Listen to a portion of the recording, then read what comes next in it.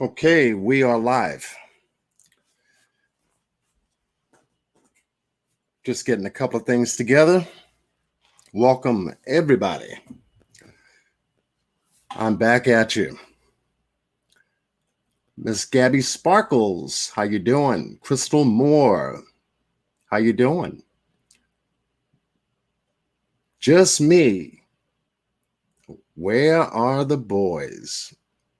Arrest the West. I like that. Rhonda Collins, how you doing? I wanted to come on this afternoon real quick. Just let y'all know I'm still here. Wanted to touch base with my team. I call you guys the I team. And the reason I do is because it's just an acronym or a word that I picked up along the way. When you talk about case investigations, you kind of think of, who are the people you are associating with who gives you good feedback, always positive, always keeps a respect whenever I do come on. And the name that hit me was the I team. It's the intelligence team. It's the investigation team. It's the infinite team that brings a variety of information, resources, things of that nature. So you guys are the I team when it comes to my casework. So congratulations. Freedom Flag, how you doing? Donna Alms, how are you? I've been working behind the scenes, actually working on a multitude of different levels. I've been checking into other case work that is being done currently on YouTube. Most of you have been following those cases outside of the Orrin and Orson West case. We've got a number of hot cases that have hit many different platforms on YouTube concerning the wildest things that are happening with children on a week-to-week daily basis. And it's extraordinary to see how many different stories are popping up concerning children all of a sudden. It's like the temperatures are going up across the United States, and so are these stories. And you kind of wonder why. Barbara Powell, welcome. And it's amazing on how fast we're able to get information on the various different stories that are out there that are now being covered by excellent content creators. AB, like in Abnormal Detector, is out there covering the case out of Texas concerning, I believe it is, okay. Let me just grab this over here real quick. I can go down my list a little bit. Hope you all are doing well on a fine weekend. I'm coming out of New York. Everybody knows that. So if you're on the East Coast, welcome. If you're in Central Time, welcome. And if you're on the West Coast, welcome. Okay, cash journeying has been a hot topic on YouTube, being covered by content creators like AB. He'll be on tonight a little bit later on, I think at 8:40, 8:45 or so, on his channel, still covering the case pertaining to Monica Sherrard and Cameron Morey, the two adults out of Texas that have this story buzzing with more questions than answers. Hopefully we're getting to the answers, and with content creators such as it's a host of them. Everyday Shenanigans, Miss Angela, I call her, is covering a lot of that information on her channel, as well as Tiffany Marie and Molly Go Lightly on her channel. SP News Nuggets is covering a lot of that information on her channel. So we have a host of different channels, great content creators out there putting the word out on these stories like you would not believe. And so when I kind of peek back and forth as to any updates on the Orson and Orrin West case, not too many updates. It's been quiet. It's been very quiet. So tonight I wanted to break that silence and kind of get some people back on track regarding the West case, because it is a very important case. It's extremely important because we do want to know where these boys are. Sincere and classic. And so I'm going to put in my contribution in covering just a little bit of information. Like I said, there's nothing really new out there that is going on. The Bakersfield Police Department have been, real tight with the information. They've been moving in silence. I do like that. Things are being accomplished. They are getting done. But we still need to bring awareness, keep awareness on social media platforms pertaining to the boys, because there are other stories out there that is definitely getting the attention and the contributions being made by content creators on their platforms, which is great, which is really great. I've been visiting a number of them, sharing some of my insight, both in the chat and also whether I make a phone call to them or actually jump on their panel. I've been busy, folks.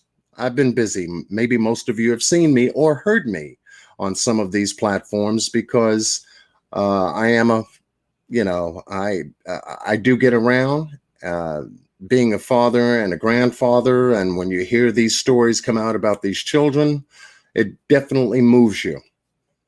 Me, that's for sure. But just want to do a good housekeeping seal check in the chat room. First of all, how does my microphone sound to y'all? Since y'all are popping in here, left and right, Freedom Flag, how are you? Barbara Powell, TJ Cook, Joanna. How you doing, love? Novella Wilson, RN, we have a registered nurse in here. Okay, might need your assistance. I may open up the chat at the close, just before the close of tonight's live. Like I said, I believe one of the content creators, AB, Abnormality Detector, out of Canada, will be going live, I think, 8:40, 8:45, with his coverage based on the Cash Jernan case that is ongoing and hot right now. So, okay, mic check is good. Keitra, how are you? Welcome. And so my contribution to the Orrin and Orson West case has been just to go over a lot of the elementary stuff that we've been basically able to go over. We've heard the interview between Trezell West and Jacqueline West when it first broke in December 21st of 2020. And it's been quite an extraordinary case to cover since then. We're going into a 6th month come the 21st of this month. Also, there is a birth date. I think it's Orrin's birth date that's coming up this Friday, June 11th. And there'll be a big celebration on a number of content creator platforms, such as Crenshaw's platform that she's covering on her side of the spectrum. Much love goes out to Crenshaw Incorporated, along with Roro, who is a member of the family, a biological member of the family, a cousin of the family that has been on the scene at the certain areas, covering searches, major searches in Bakersfield and elsewhere. They are still on the move. AV Watchman and his crew, AV News, I believe Matt's been covering his end, and a host of other people that have made contributions to this case. And so I just felt that it was important that I jump on here today and just to cover just a couple of points, answer maybe some questions, go over some comments. I'll let you know that I still have eyes and ears open on the internet to this case because it is a very important case to get resolved as quickly and as honestly as possible. You know, we want the boys home. We want to know what happened. And we want the people that are involved who did anything to the boys in an unjust way, you know, put in jail. We want them all put in jail, whether it's one person, two people, 5, 10, 15, I don't care what the number is. You have to be held accountable for any of those negative actions against those children, period. That's just me. Just Star, how are you? Air Force 5, good evening, my brother. Air Force 5 and I are from basically the same neighborhood, or we have family in the same neighborhood here in New York. So Air Force 5, welcome. And to all the content creators that join me this evening in covering the information that I do want to just recap and share with you. There's a number of things that are getting ready to happen going forward within the next week or two that we're going to be sharing with you. And hopefully everyone is tuned in to not only this story, but the other stories that are involved, because it educates us as to, wow, it educates us on the thinking of people. And that's critical because each case reveals the thinking or the lack of thinking people actually demonstrate in their lives. And it's incredible. It's incredible. You have down in Texas, you have a parent who happens to have kids of her own. And I'm talking about the Gernon case, Cash Gernon, Cash and Carter. And you have an adult that's watching and taking care of children that are not hers, and something happens to them. And then you get the backdrop story as to who all the other people are, and then family members, biological parents, they start to spring up, and then the story really begins to unfold and take shape in a way which blows our mind. And poor Cash had to suffer the consequences of the lack of people's thinking. And it's sad.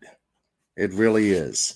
Then you have another case out of, I believe it's out of, I can't remember the location, but the Orson case that's just come up out of nowhere, where you have a boyfriend-girlfriend situation, the biological father and his significant other being a girlfriend involved in a relationship. And then all of a sudden something happens to his son. The last person who is seen or heard with anyone is the girlfriend, and she gives an alibied story stating that, the biological mother decided to show up with someone who may have been a police officer who gave me the impression they were a police officer, and I just gave the kid over. No, come on.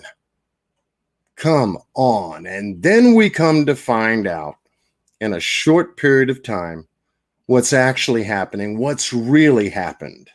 And now, obviously, she's I guess she's in a better place where it's safe away from children, I guess. You know, that story's unfolding. The Amari Nicholson case out of Las Vegas was another one that just turned me over. and on with these stories regarding these kids. And I'm saying, what the hell is going on with these young adults? What's going on with the adults? They seem to be losing control over the proper care and welfare of children. What's going? Is it the water? Now, first we have Jacqueline and Trezell West coming out of December, and as soon as we swing around into the new year, here come these other cases right down the pipe. And we're just getting into spring, all of us. We ain't even summertime. Well, summertime will begin the 20th, 21, the first of this month. But man, is it getting hot. And it's getting more and more hotter with these stories coming out than anything else. Anything else. So with all these cases now springing up and in motion, I'm sure other cases are going to pop out of nowhere. And we've got some great people covering the stories on their platforms, thank goodness. And the community is becoming more and more aware, away from major media not covering these stories at all, to stay informed and to be mindful and vigilant when it comes to our children. I'm sure everybody can agree with that, especially if you are a parent or a grandparent. Just makes sense. Alton Harris, how are you? Jennifer Rebecca, how are you? I don't know if I have any moderators in here tonight. I didn't see any show up. But if I do have any moderators, definitely let me know. But I can handle my own channel. I can handle my own chat room. We don't get crazy up in here, thank goodness. But it's good to see everybody. Hopefully everybody is doing well outside of this CVD, I call it, 19. Junk still going around, but that's starting to die down. Hopefully we'll start to get back to a normal way of life. Things are opening up here in New York, and I hope they're opening up just as fast where you are. We've got people down in the South. We've got people in the Central Time. We've got people over in the West. And it just seems like it's slowly but surely opening up. And hopefully we'll all be able to, enjoy the summer, enjoy the outdoors, enjoy socializing and communicating with one another on a one-on-one, face-to-face level again, where we don't have to be afraid of each other. Definitely. With that said, with a mic check already in place, I know that we have covered just a little bit of information on my channel concerning Classic and Cincere. We did cover the interview regarding Trezell and Jacqueline and where this thing actually started from, the location in which they lived. We've covered a Google Earth map geographical look at the terrain in which they lived, the neighborhood in which they lived, and how far from any place that they live. It seems like the case from December, January, February, here comes March, turned over back to Bakersfield and its police force in reference to being the lead agency to take over the case, because there are a lot of moving parts and people that are situated in Bakersfield. And we know that the biological family is situated in Bakersfield, as well as members of the adoptive family situated also in Bakersfield. A lot of the relatives from both sides of the family are situated in and around the Bakersfield area, scattered. We learned in March, too, that there were 20 search warrants that were issued by the Bakersfield Police Department, well far beyond the number that California City issued when the case first began. It was just a Jacqueline and Trezell search warrant. There were 2 search warrants on the Aspen house out there at 10717 Aspen Avenue. During the time the case began to unfold, then moved to Bakersfield with an enormous amount of search warrants issued, people interviewed, people re-interviewed, and so forth. And so that number has increased also as of just a couple of days ago. We've been given an update on the number of items that were seized for review and analyzation by the Bakersfield Police Department. I believe it was 170 items that were seized. That could be cell phones, computers, laptops, could be tablets. I'm sure that a lot of that pertaining to any kind of Facebook accounts, YouTube accounts, Instagram accounts, TikTok accounts, and so forth, regarding social media contact with anyone. And that is a lot of information in and of it by itself, a huge amount. And so this is the reason for the silence, so to speak, the reason for the meticulousness of checking every doorway, every T, every I, every sentence, every question, every comma, semicolon, dash, etc., etc.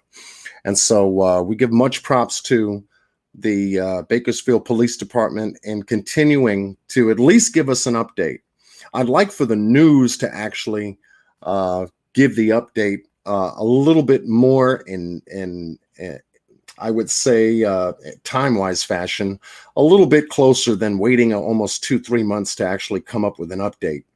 I was actually looking for Brian Wang, the first reporter from ABC 23 News, to actually cover that information, but it seems like the other news station, KGET, is giving us the updates, along with the update coming from either the chief of police there in Bakersfield or one of the lead senior detectives covering the information and trying to give us as much as they could without telling us anything. You know, it is a chess game. It is a game of chess when an investigation takes this long. Once again, I have said, and I will continue to say, I believe the boys are alive. Nothing to the contrary has come to light, thank God. That's why I believe that they are alive. They were taken from Trezell and Jacqueline. That could be one way of looking at it. Or they were allowed to be taken from Jacqueline and Trezell. That could be another way to look at it. That could be another way. How you doing, Boss Blake? Welcome, brother. Welcome. We've got Real Brooklyn up in here. Good vibes coming up in here. Boss Blake is a content creator, has been covering the case as well. And he's happened to join me on a couple of my live platforms to give his intake on the case and whatnot. Much love and props to you, Boss Blake, for joining us here tonight. And so with that said, where do we stand with the case? Where are these boys? What's going on with them?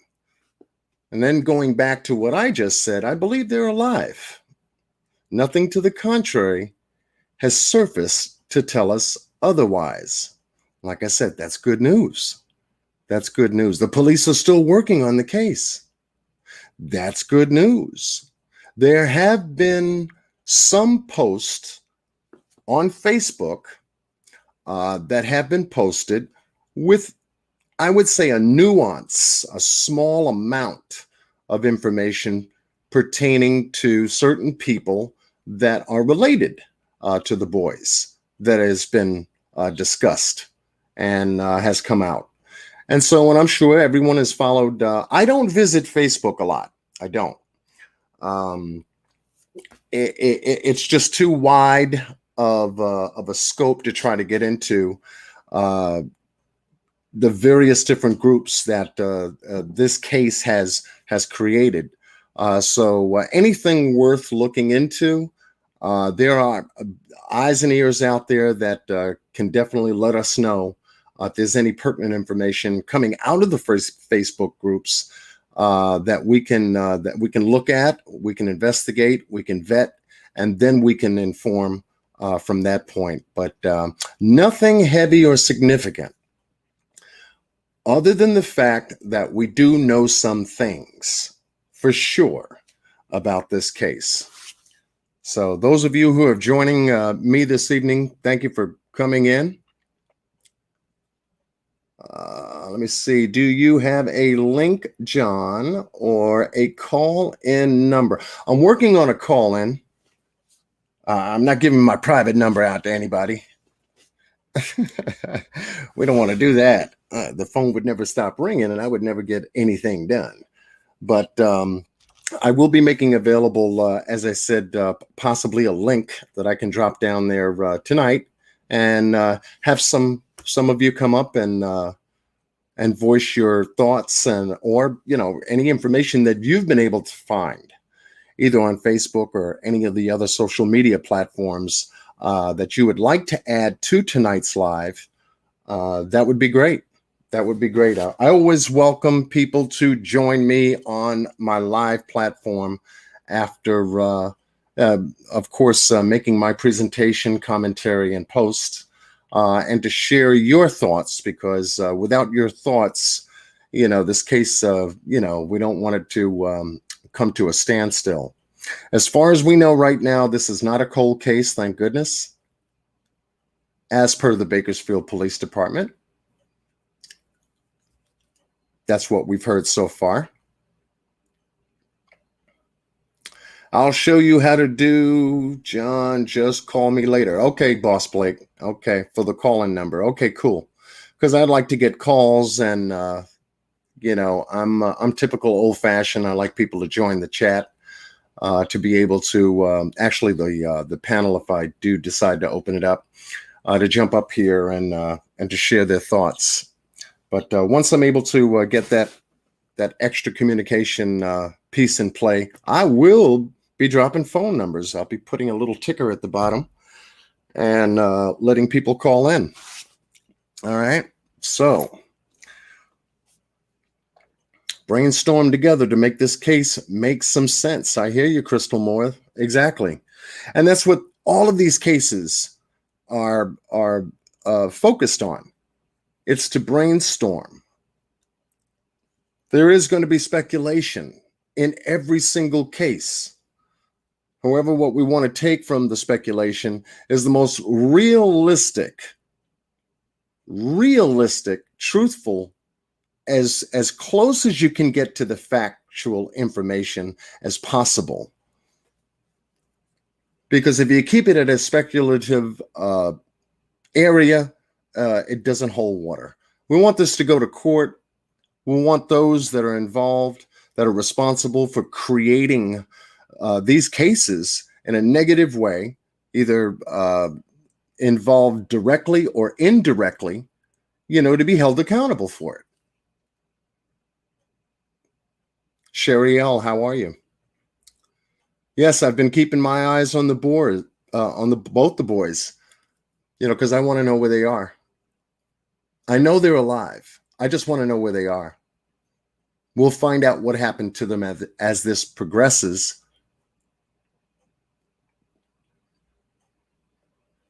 Because it's been very quiet. Been very quiet. But as long as we hear that there's still movement on the case, we're going to eventually get there. Period. And when that happens, we will know who the culprits are. We already have two. And that's where this story began.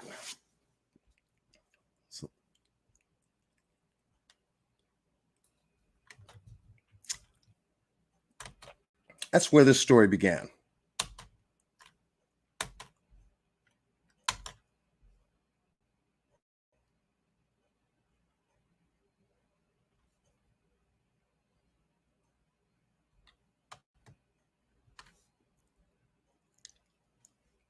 I don't know if you all can see that. I went into my screen share mode. But that's where the story began, right here. Right here. California City, California, with Trezell and Jacqueline West and the Aspen Avenue property, in which they had just moved to in September only there for a very short period of time, and then come just before the Christmas holidays with this story to let us know that out of the 6 children that they were responsible in caring for as a family, 2 biologicals and 4 adopted, 2 of their children went missing on December 21st of 2020. Now, the other 4 children, as we were told, were visiting relatives in Bakersfield. And they kept the 2 boys close by. As Cincere mentioned, keep them close. And kept them there with at the Aspen property location. And we've heard this story. I wanted to just briefly go over a little bit of this. I'm not going to belabor it because we've seen this well enough to know almost verbatim every word that comes out of their mouth pertaining to what happened to the boys. Each and every time that I listen to it, I've always found different nuances in the story. We know this story that they tell doesn't work. It doesn't work. How many know that this story doesn't work? Just type a 1 in the room. Type a 1 to confirm that their story just didn't work.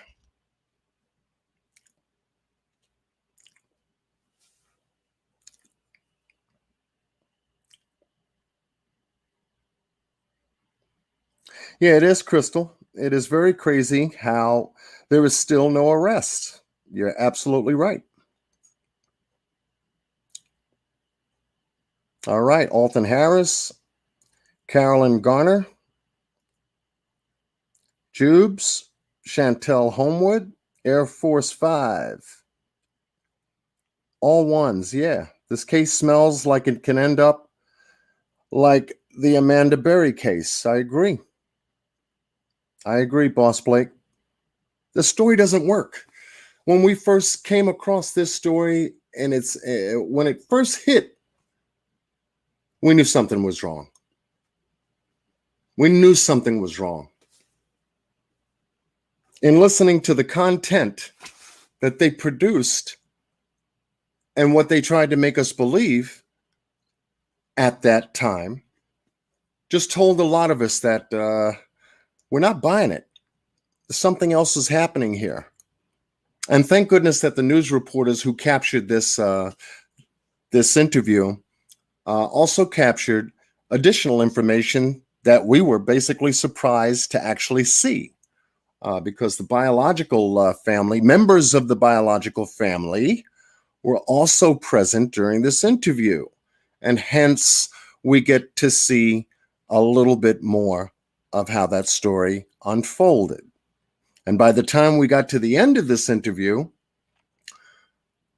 we get some kind of an indication from Jacqueline West stating that she definitely believes that the boys were picked up.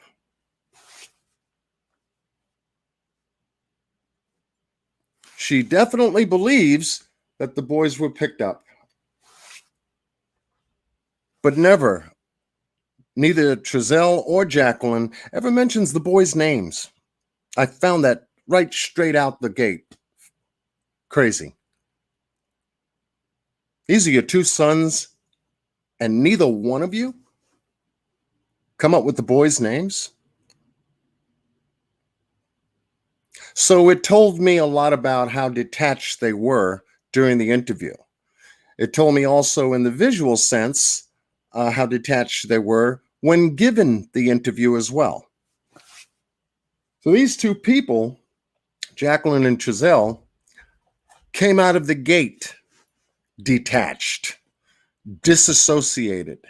They just didn't connect, either with each other or with us.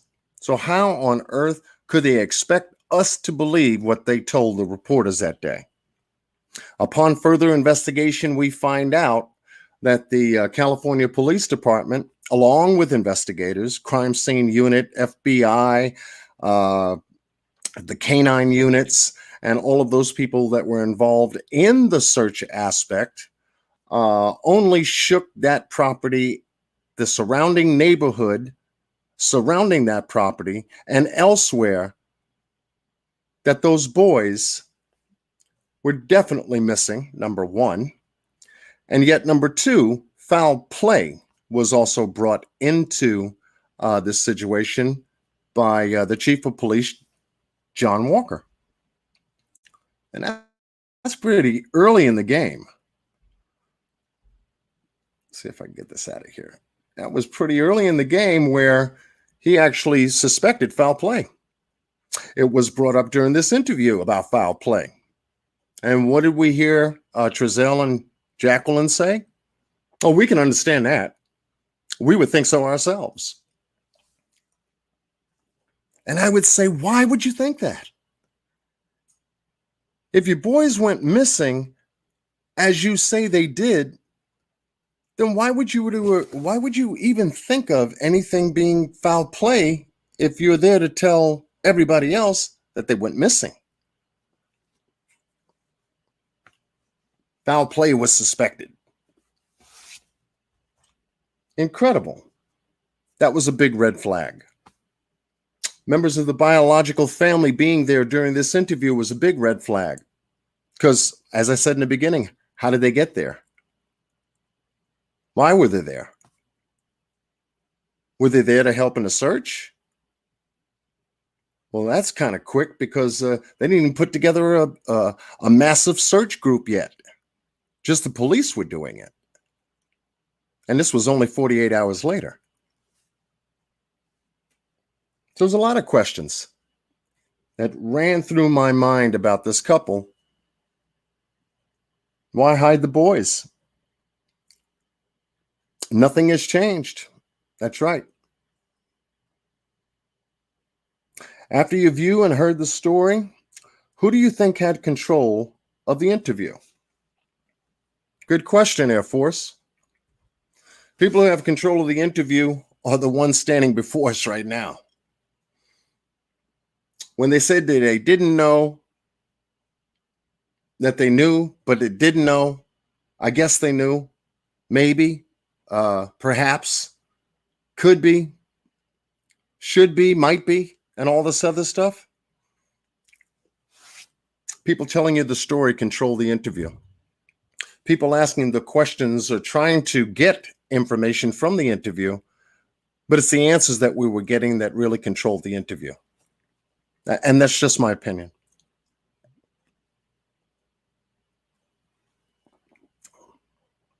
And the answers we got from Jacqueline and Trezell during this interview promoted more questions and produced more questions than anything else. Connie Lockridge and Hawkeye Seneca, welcome.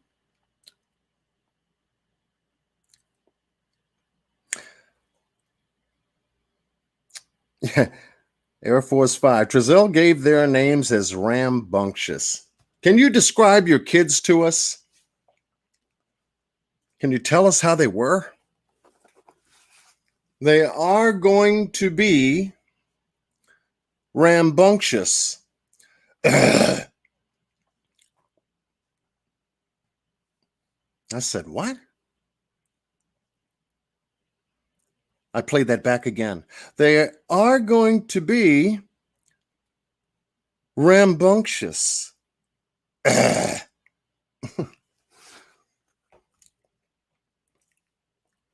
said, wait a minute. This brother's got some deep phlegm in his throat, or is something there?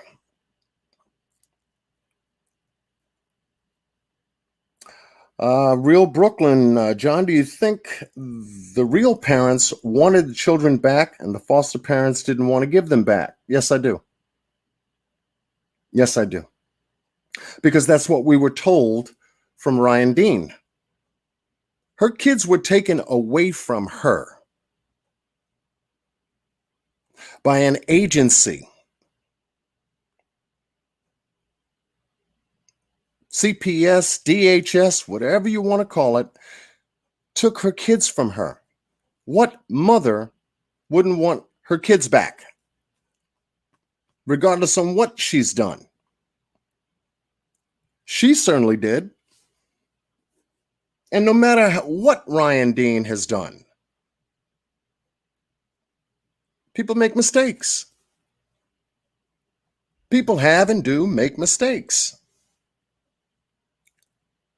And if there's correction to it and a way to do it, by all means, you don't hold that against a person for the rest of their life. But there was something else that was involved during the time that her kids were taken away. And it was a process. It was a process that she didn't experience before. And it was someone else dictating what to do. And that was DHS, CPS, or Department of Child Services, whatever you want to call the name, they were calling the shots. So she had to jump through hoops, whatever hoops they gave her, to get back into compliance as a parent so that she could get her kids back. But we heard from Ryan Dean state that she wasn't aware of certain appointments or maybe contacts or letters in the mail from these people. She almost stated that she had no idea that her kids were being adopted by someone. It's like they kept her out of the adoption loop and that process altogether. That's the appearance that was given to us. So what mother would not want her children back? That is a huge motivator. Vanessa Jones, I knew my moderators would be coming up in here. Thank you for joining us tonight. Yeah, this is a custody issue. This is a parental custody issue. As it started, so is it. No more, no less. One parent, the biological ones, get their children taken by the agency. I'll just say the agency. Y'all know what I'm talking about. While the biological parent was given the runaround, something else happened to her children. They ended up in foster care. Then ended up out of foster care into an adoption.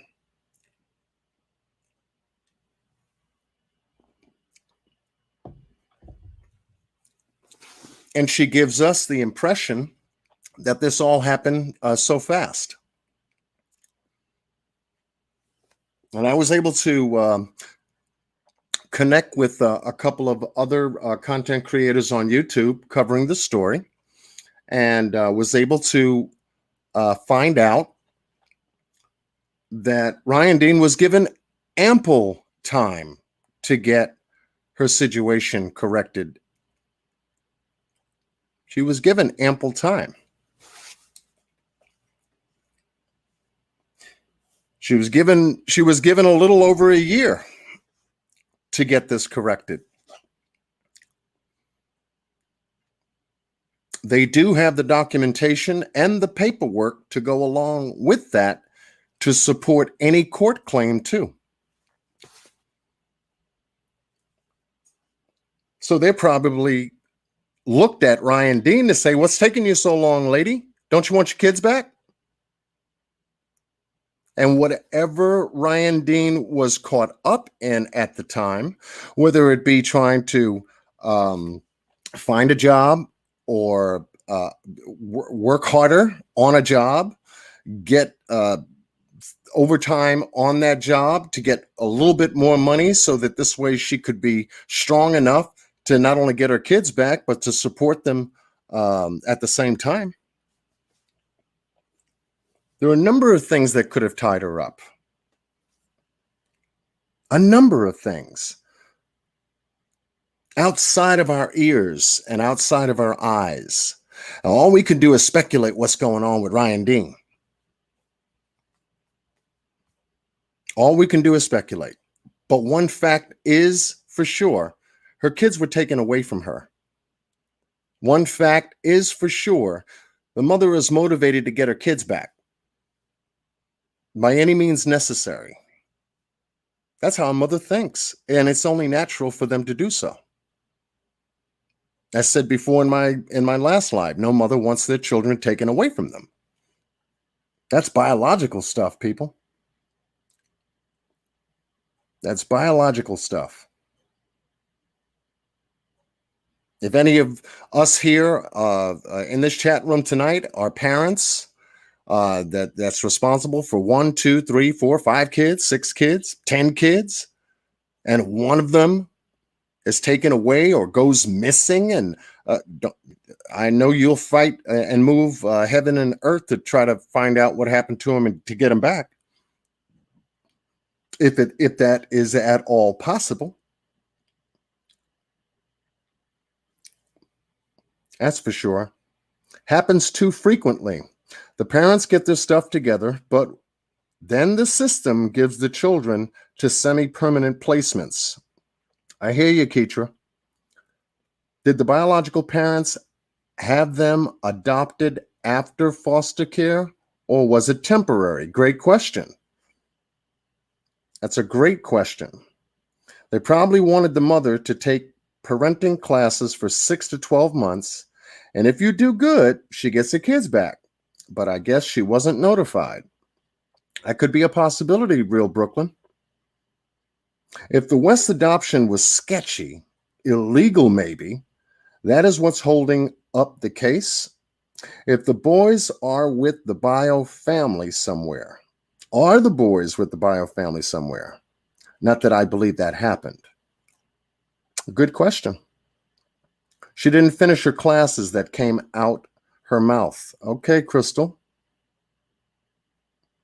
She didn't finish her classes. That means that she didn't finish the requirements of compliance.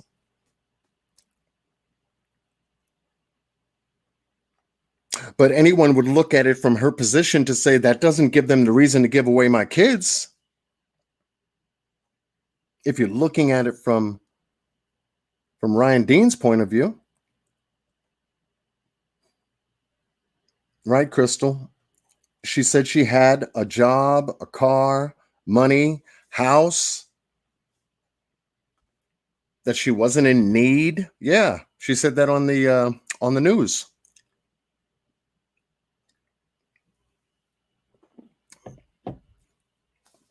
So then we begin to think, why did she lose her children? What took her so long to try to get her kids back? And that was the avenue that I wanted to pursue, and did, and was able to find out some things about that. She makes a post on Facebook stating that people don't know her. People don't know the real Ryan Dean. We can only assume and make assumptions because of this situation as to who Ryan Dean is. But she makes a point. People don't know Ryan Dean. She makes a very good point. You have to know Ryan Dean to know Ryan Dean. I'm not going to sit up here and make assumptions on her either. However, we have to look at the information gap that we have on Ryan Dean until Ryan Dean decides to close that information gap herself. Right now, Ryan Dean is in a I don't trust nobody mode. I don't trust nobody to talk to. I don't trust nobody to call. I don't trust nobody on the street. I don't trust nobody. After all was said and done since December and all the crap that I heard, I don't have to talk to anybody.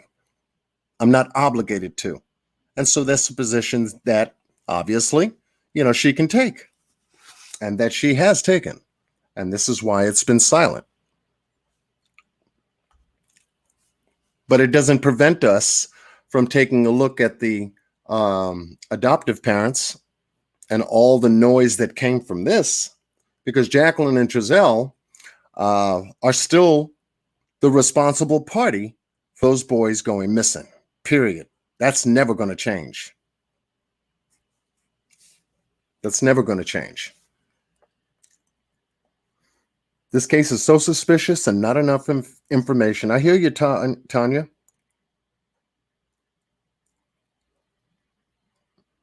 Gabby says she did finish her classes. Okay. If you're in contact with her, Gabby, and she said that she did finish her classes, uh, there's got to be something there that she may have as proof to say, yeah, I got the certificate. Here it is.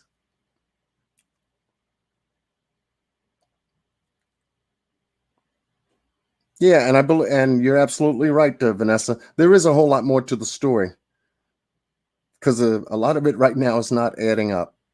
I myself would not need the court system to remind me when I have to go to court to get my kids. I would do what they want me to do in order to get my kids back by the date they give me. I hear you, Crystal. Solid. That's solid. That is solid. 100% solid right there. You do what you need to do as a mother, as a parent, responsible to get your kids back, period. That's it. End of story.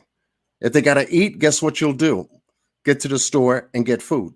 If they need clothes, you'll get to the store to get clothes. If they need shoes, you'll get to the store to get shoes. If you don't have the money for it, you'll do whatever it takes to get some money to go get the store, to go to the store to get the shoes, the food, and the clothes. That's what a mother does.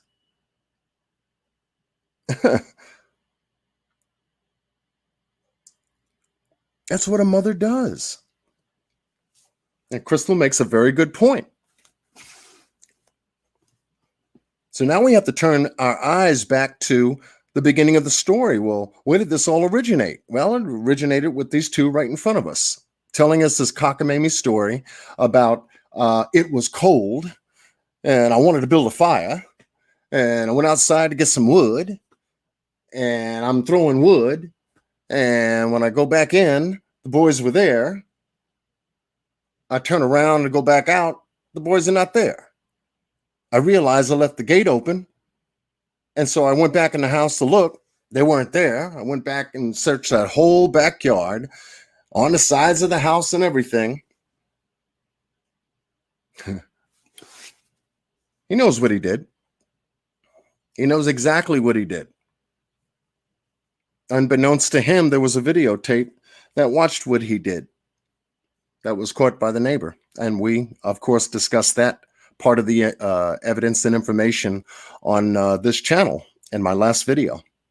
We covered a possible road trip that he took when he left the house to look for those boys, only to find out that it took 6 minutes for him to get from the house back to the house. The possible route he took around the block to the major artery that goes into that area of California City, back into the side street that connects to Aspen and back to Aspen, all in 6 minutes.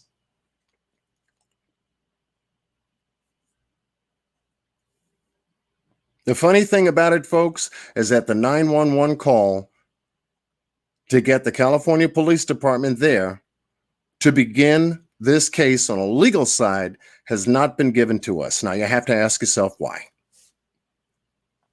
Why didn't California City release the 911 call? Was it Jacqueline who called? Was it Giselle who called? Was it the neighbor across the street who called? They said a woman called, but nothing has been identified as Jacqueline calling the police. Nothing has been documented as Jacqueline calling the police. It was asked of Chief John Walker, was he going to release the 911 call? He kind of like, flippantly said, well, I have to check on that.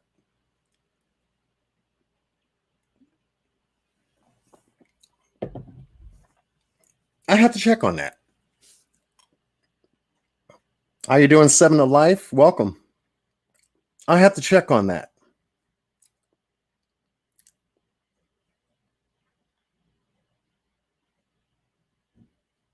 Whatever happened to the boys, excuse me, whatever happened to the boys happened in Bakersfield. And I believe it happened recently after the adoption. Good point, Sherry.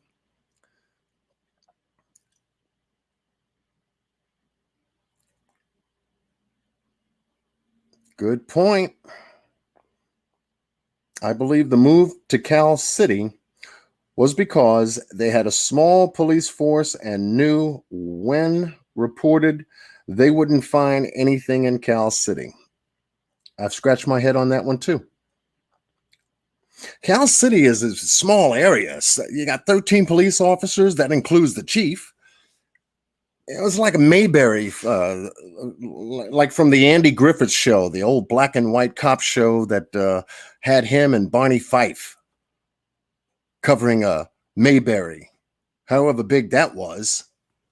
It just reminds me, California City is like Mayberry. Is that damn is small? 13 people, and it's like every time you look up, there's Chief John Walker there. Wait a minute, go down the block. There he is again, and go 2 miles down. He popped up again. I mean, it's that small. But he made it sound like they got there right away, though. We got there. We got the call, and once we got the call dispatched, once the call was dispatched, they got there in about 5 minutes. 5 minutes. So, hell, they were around the corner. They could have been at a restaurant having a cup of coffee, and by the time they got in the car to get there, it was 5 minutes. Just 5 minutes. Oh, damn, I wish the cops were that damn quick here in New York.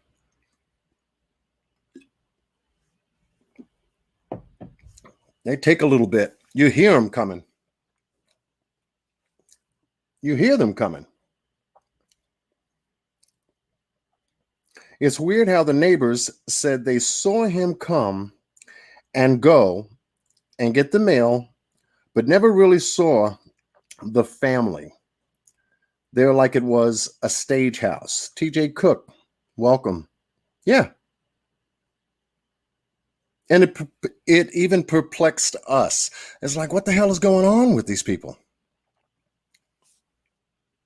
And then the more time that unfolded from December into January into February, there were more YouTubers and people on Facebook that were finding out more about this story than was ever put out on major media, that ever came out on major media, mainstream news. And we got more of the answers ourselves than was ever given to us by anybody.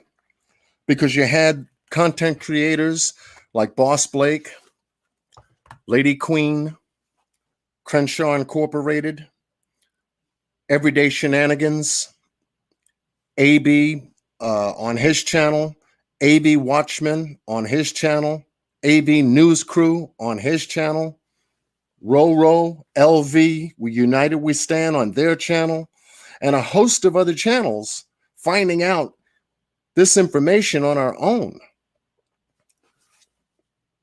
Could you imagine if we didn't have access to the internet and sharing this information amongst ourselves, where this case would be today? Most likely it'd be at the bottom of the stack. And any one of us trying to call the Bakersfield hotline or the tip line or the California City when it started there, the tip line or the hotline that they had, what answers do you think you would have gotten? Well, we're still working on it. Is there any information you can give us? Okay, well, thanks for calling. We'll be sure to pass the message along. Like we feel that's happening now. The dead silence. No one's jumping from the biological family at this on social media. No one's jumping from the adoptive parent side of the family on social media.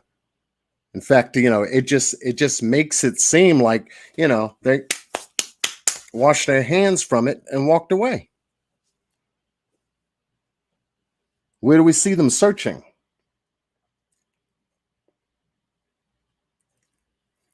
Where do we see them congregating for a candlelight vigil? In fact, who's doing the candlelight vigils? Vigils. Vigils. I had to say that word right, vigil. Who's doing those events? Is it Jacqueline and Trezell? No. Is it Philip and Wanda West? Jacqueline's parents? Excuse me, Trezell's parents? No. We don't even hear Jacqueline's parents doing anything. And this is what begins to make the story appear and sound and look so strange. So don't y'all people care about them boys? What are y'all doing? Y'all making me really think about who you people really are, is what we're saying. Aren't we? Type a 1 in the chat. Help me out a little bit. Aren't we? Isn't that what we're saying to them? This is what you call searching for people? This is what you call a candlelight visual for the boys? Aren't you calling the police every day? Aren't you speaking with investigators? The FBI? They're supposed to have all this technology and machinery to find people, damn, on Mars.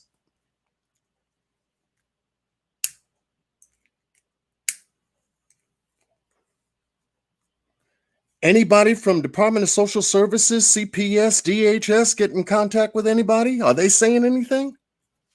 Is there a spokesperson from their agency?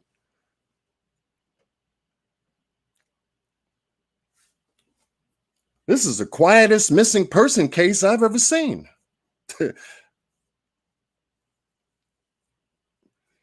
People go missing and people shut up. How's that? And you have to figure out why they shut up. Because there's a lot of people. When this case moved from California City to Bakersfield, man, did it get quiet.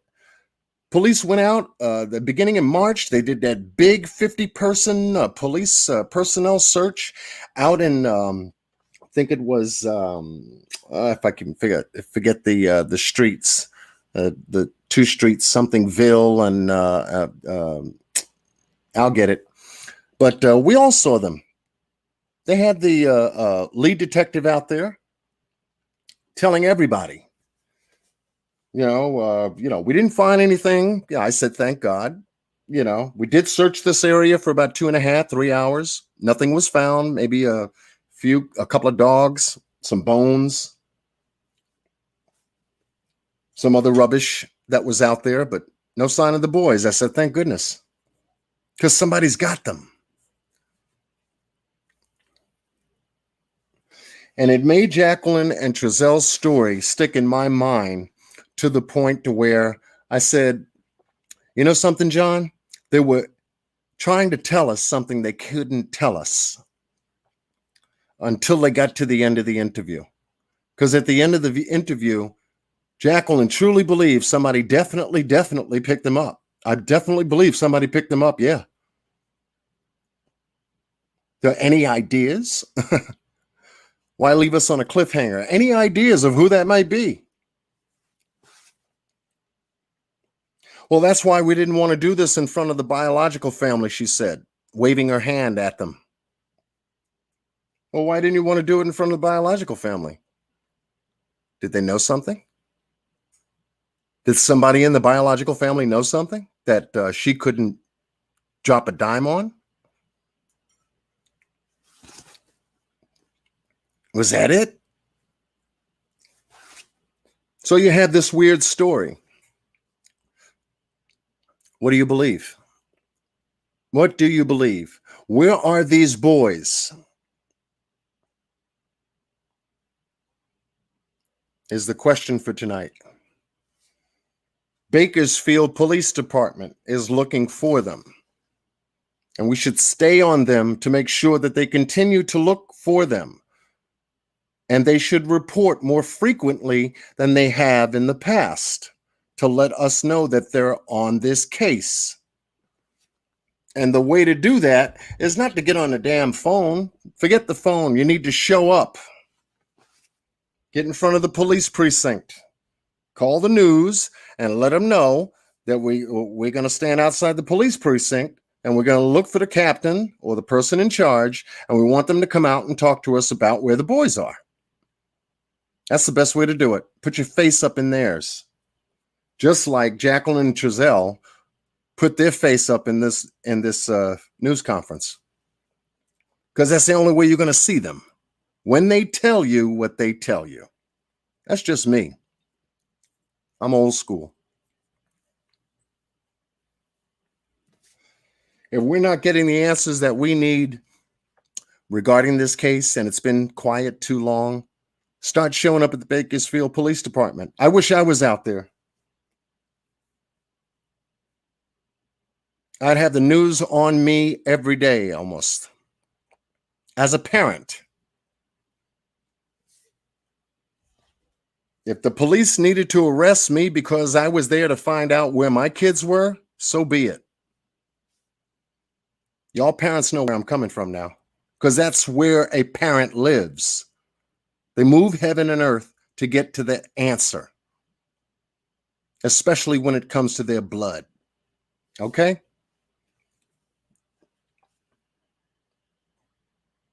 That's the way you break it down. Get to that police department and demand you speak to someone who is in charge. If you bump into an idiot, move on to the supervisor. If he's an idiot, move on to his. If they're an idiot, go to the Attorney General's office, the one who put out the missing person flyers. These people got to do their jobs. And the only people that will make sure they do their jobs are the people that it involves. Y'all know where I'm coming from. So if I was Ryan Dean or any member of her family, that's where I'd be. If I was Jacqueline Cincere or Philip and Wanda West or Jamal Watkins or anybody in the adoptive parent side, guess where I'd be? I wouldn't move from my house, disappear because I'm afraid of the crowd that's out there protesting my house because I'm not out there looking for them. Well, hell, get out there and work with the people, trying to help you to look for your family member. That's all they were looking for. That's all they asked. But did they? Answer again. Went quiet. Oh, they're at your house, Wanda West said, didn't she? They're at your house. No need to look here. They're at your house. I found that to be a strange answer coming from a grandparent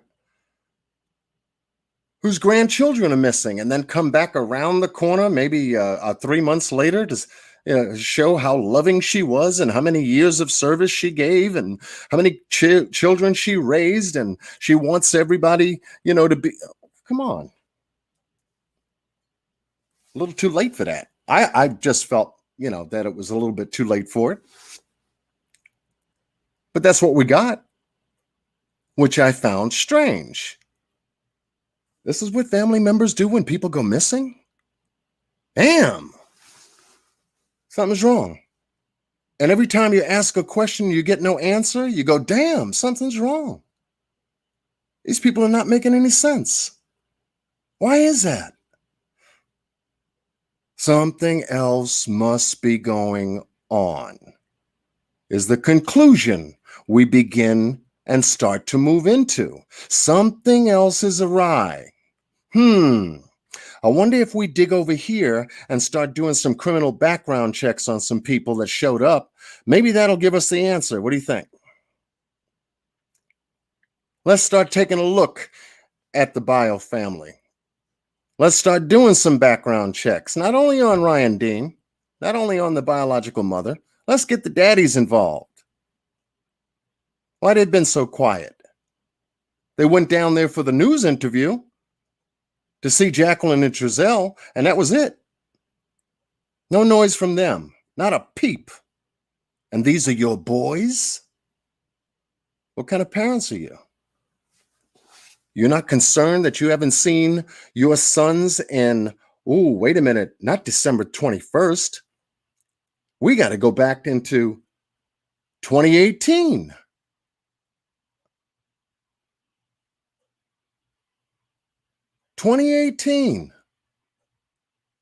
Oh, you got to be kidding me. You mean to tell me that you missing any kind of visitation rights with your children, with your boys since 2018 don't bother you, and then you find out they go missing in 2020 of December just before the Christmas holidays? Are we really dealing with men here? Or something else?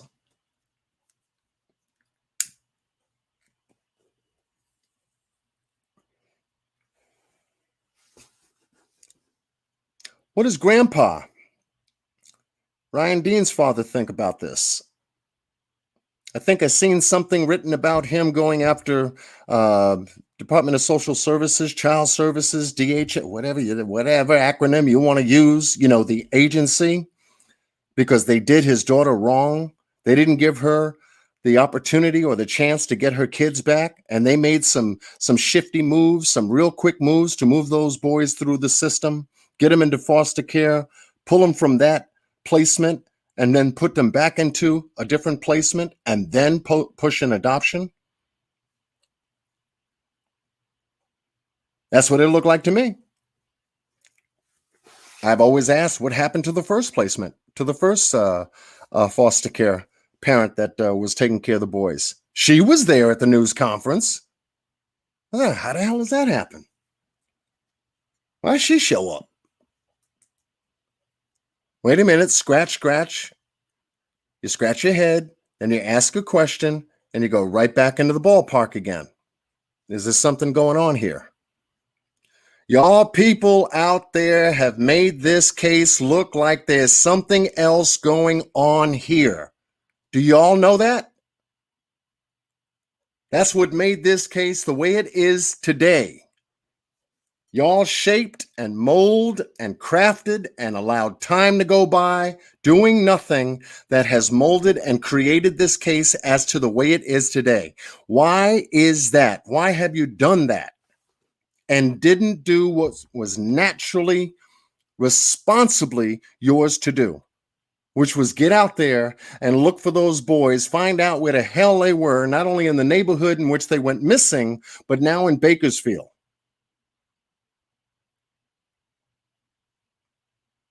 Y'all feel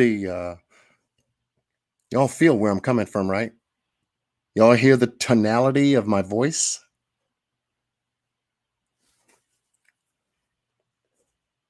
Because the more you look at this case, the more it doesn't make any sense for it to continue going in the direction that it's going. I implore the biological family and the adoptive family to make some frickin' noise on the Bakersfield Police Department and stop sitting in the cut. This is not a job for you to sit in the cut. It's to find these boys, get these boys, and bring them back to a life of normalcy. The longer this goes, it weakens them, and it does the most deep psychological damage for them to come out of being this young. Y'all acting stupid like y'all don't know what to do. Hey, they're missing. Go look for them. And a lot of people not even related to the adoptive family and the biological family have put their lives on the line looking for these boys. I've come across them on YouTube. I've jumped on a number of platforms of these folks who are looking for these boys on YouTube, or made a phone call to some of these content creators on YouTube. I'm nowhere near a relative.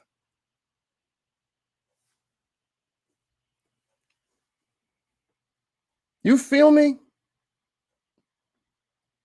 I don't usually use that word on my channel. You feel me? Sounds nasty.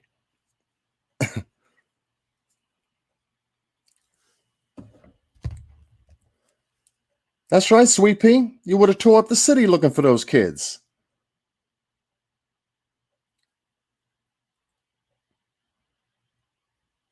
Just a theory. He could have drove them boys to the main adoptive parents and signed that big old check, then did a fake disappearance. Okay, I'm glad you prefaced that as just a theory, Keitra. Sure didn't injure Cincere. She didn't injure Cincere. She did the right thing, taking him to be checked out. They had no reason to take him for that marijuana.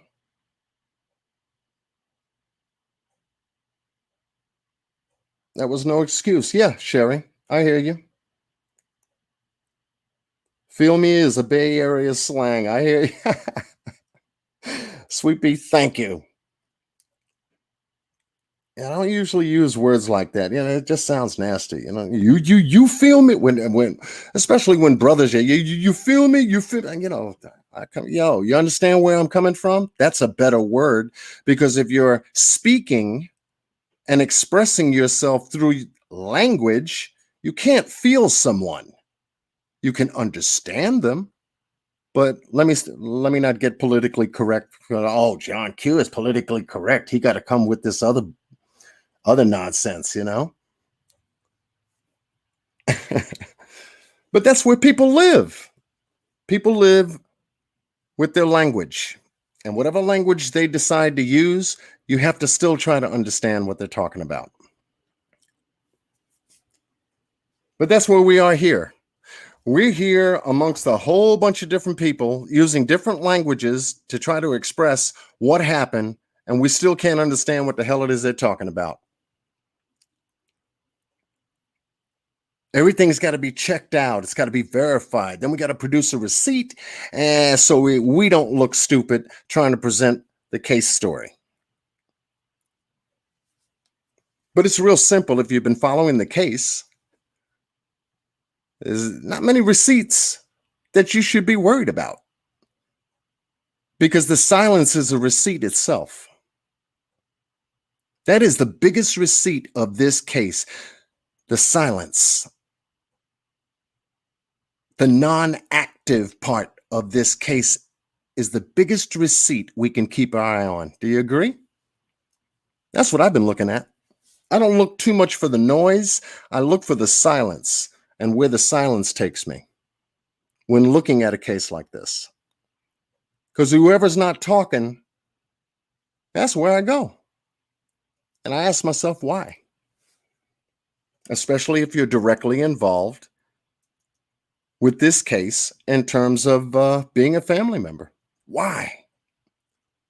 And if you should say, why not? I'll say, why not what? Why not what? And let you express yourself that way. So I wanted to come on here tonight and ask that question. Where are these boys? I heard the term, where are the boys? But I'm talking specifically about Cincere and Classic. Where are these boys? I'm not talking about anybody else's children right now. I'm talking about these two young boys that supposedly went missing on December 21st of last year, still missing today. And this slow boat to China on trying to get answers is absolutely ridiculous.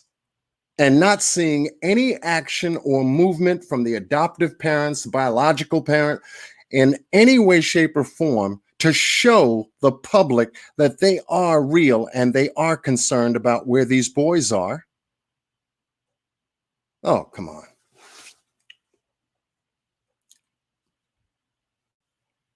Come on. But the story we get, well, let me just do this real quick.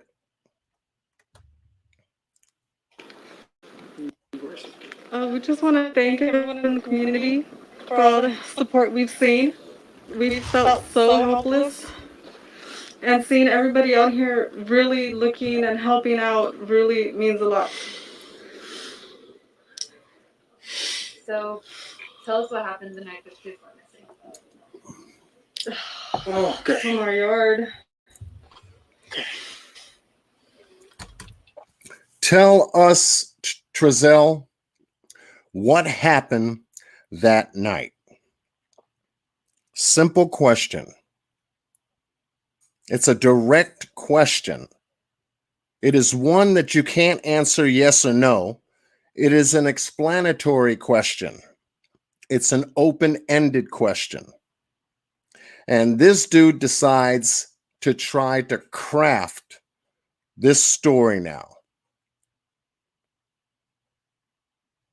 Incredible. And as I said, the more I watch this, the more unbelievable this story becomes. And so that's why I said Cal City Police and Bakersfield Police scratched this whole thing, because they weren't found in Cal City. That's why they had to move it back to Bakersfield, where it started from. It was cold. I was gonna make a fire. There's a lot of wood in this area right here next to our house. I opened up the back gate. I'm throwing wood, bringing it inside the house. My wife's inside. She was actually wrapping gifts, so I thought it was a good idea. They got our youngest two go outside and play chalk in the back. They thought it was a good idea for the youngest two to go outside when it was cold. You heard what he said? They felt it was a good idea for the boys to go outside to play with chalk when it was cold. So he killed himself right there. He killed himself right there. I said, okay, this is going backwards. Wait a minute. Let me keep my eye on this dude. Patio. Do not let them go on the dirt in the backyard. And keep them close. They was playing with chalk, and I came in the house. I saw them there. I went in the house. I came back out. I didn't see him there. I immediately went back in. Came in the house, saw them there, came back out. I didn't see them there. He doesn't answer how long he was in the house, what he did. He didn't actually say where the boys were, either near the door. Well, he did say the patio. Well, how close to the patio? We're on the patio with the boys. On the brick? Near the door? Were they inside the house? Near the patio, on the floor near the door? So he fails in describing his story.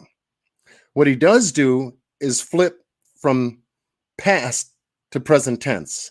Past with the boys and present with himself, especially when he mentions, I did, I saw. That puts us in the present. When he mentions the boys, it's in the past. And this is where he gets confounded as to what he's actually talking about. I found that very interesting. I asked my wife, did you see the boys? She said, no, they should be outside playing with chalk.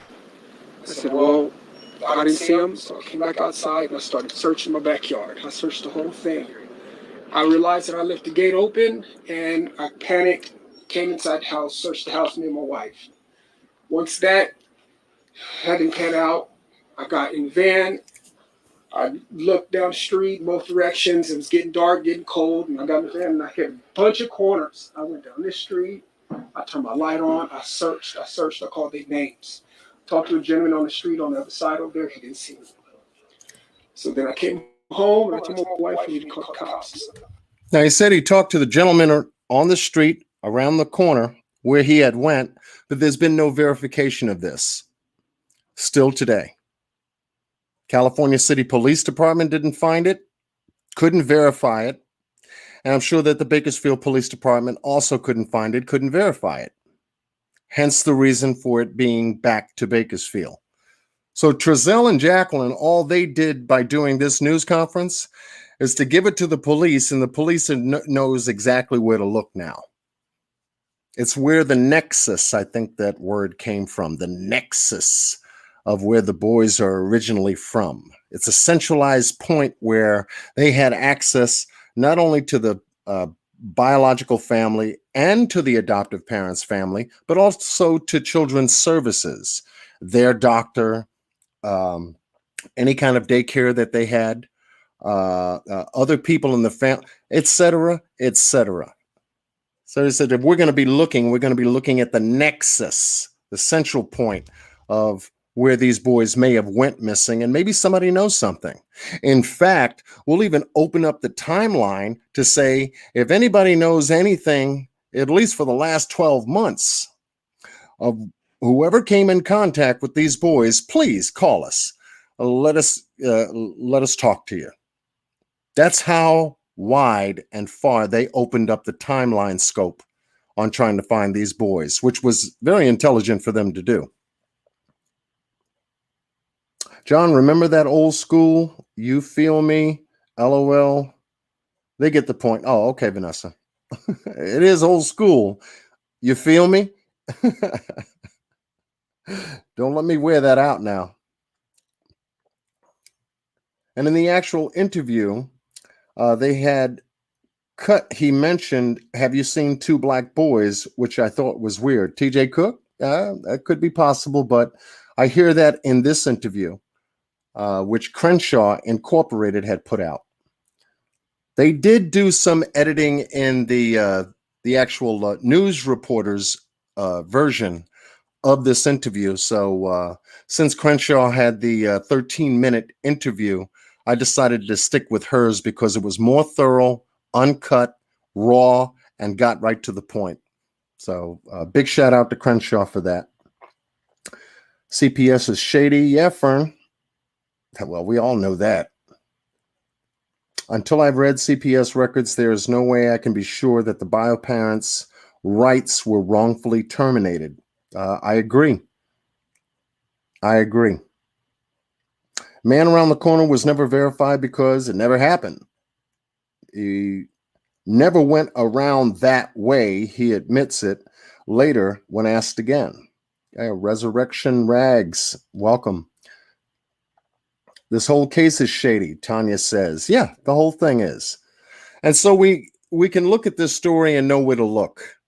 And so far, everybody's eyes is going to continue to stay in Bakersfield until it moves from there if it has to. It's all in Bakersfield. The update that they gave us just a couple of days ago says that they had checked 3 states outside of California. That may have been Arizona, 1 state, Washington, another state, Nevada, another state. Because there are certain people linked with those states that they could have issued search warrants for. I'm glad you brought that up. But let me just continue a little bit. It's getting dark and I need help. We gotta get going. So I called the cops. Cops came. First thing they did was tell us to stay in the house so they can get a hold of us. And they had us just sitting there and we wanted to keep searching. But everybody came out in droves. And I wanted to thank you guys that night, but we couldn't go outside. The cops told us the best are out here. The best are out here searching.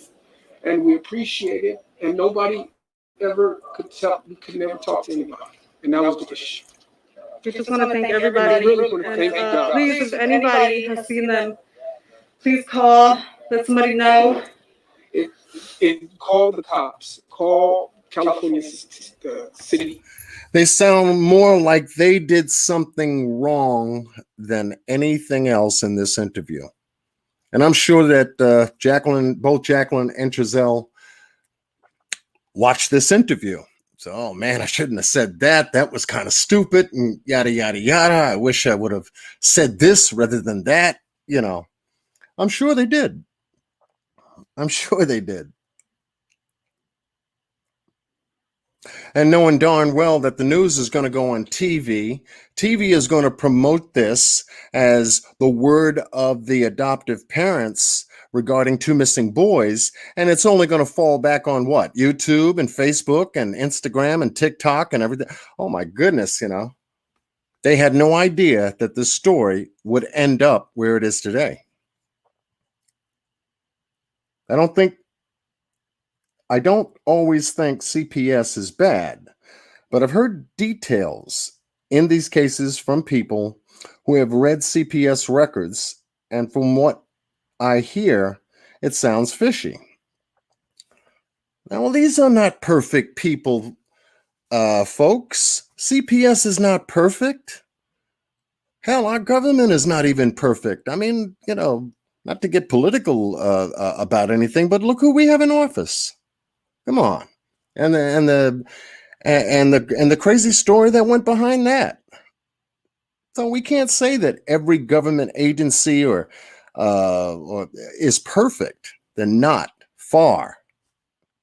They're far from it.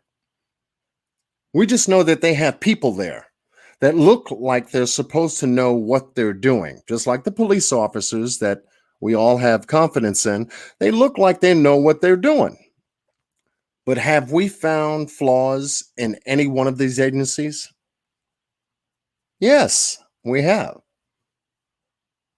With everyone who's involved in this case that's attached to any agency or any persons involved, we've found flaws, haven't we? And you have to honestly admit that. We found flaws. So no one's perfect in this. We're all trying to move toward perfection to make sense out of it. I think that would be a better way of taking a look at it, yes. But Jacqueline and Trezell did not know that this case was going to be where it is today. They didn't know their face was going to be blown up on social media like it has been.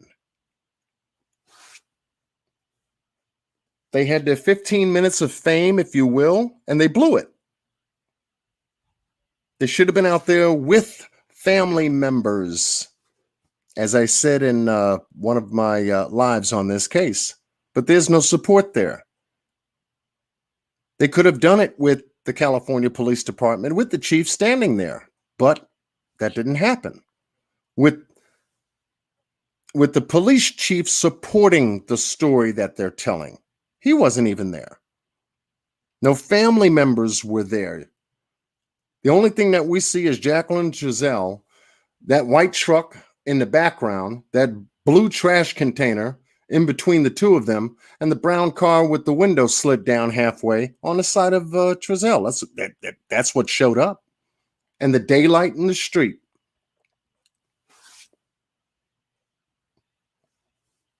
And they figured, hey, if you guys want to make this statement, go right ahead.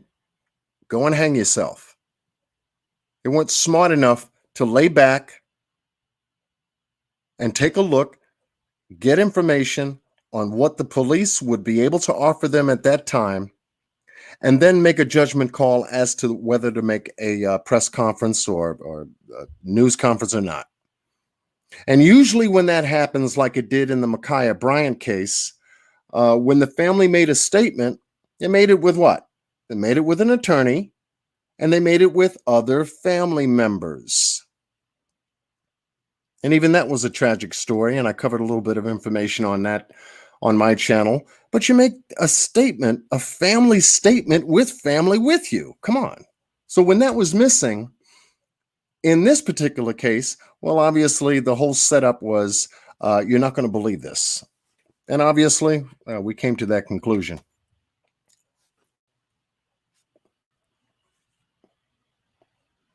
Which we all did in a short period of time, too. Police department. Call them and let them know what you've seen, if you see anything. Our boys, they are going to be rambunctious, okay? They are going to be here in this area. And I really would like to go into houses, but it's not because I want to invade people's privacy. I just want to know if Make they sure. make sure. That's it. Because I don't. Go ahead. I'm sorry. If you got any questions. Oh, no, you're good. Oh, okay. I was just going to say, this is the first time we're hearing from you guys, and I can't imagine what you guys are going through. I can't even fathom it. For you guys, for people who are thinking that there's some kind of foul play involved, we just spoke to the biological mother. She says she had a conversation with you guys, and that she thinks there's some kind of foul play involved. That she thinks you guys did something. And that's What's understandable. your response to that? That's understandable. I would think the same thing. Yep. I mean, that's exactly the point. And if we can find our babies, then guess what? Yeah, that's understandable. Now, here it is, their first press conference. Foul play has now been exposed in this conference in the form of a question, that is, and they agreed with it. I mean, come on. Yeah, that's understandable. Sure, we would have thought the same thing. Oh, really? Why would you have thought that? Unless it happened. The biological mother believes you guys did something to her children. And this is the answer they come up with.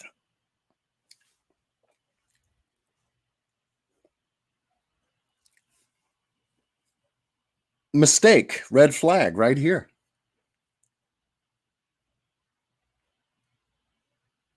Jacqueline looks like she wants to cover her mouth. Oops. As you see her hand up to her mouth. Oops.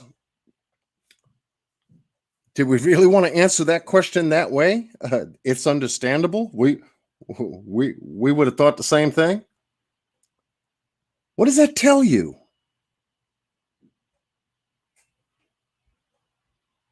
That perhaps there was foul play. The reason why the police kept you in the house and didn't want you guys out there searching is because that's what they've already deducted when they were interviewing you in the house. No, don't go outside. We want to continue talking with you. Because it sounds to us like your story is making it appear as if there is some kind of foul play. So sit down and talk to us a little bit more. What did you do again? It was cold. I wanted to build a fire. Okay, and then what happened after that? And then what did you do? And where were you? And how long did it take? After they deduced all that, hence we understand the reason why they went to the DA's office to have a judge sign off on 2 search warrants. That makes sense. Let's know. And that's all I want is to find our babies. That's it. And I talked to her this morning, and I really wanted to tell her that I am completely sorry because we were entrusted with her children, and they came to us, and they became our children. We named them, and they are our children. And so I really wanted to tell Ryan Dean, the biological mother, I am sorry. The boys were entrusted to us. They came to us. We named them. You think Ryan Dean wanted to hear that?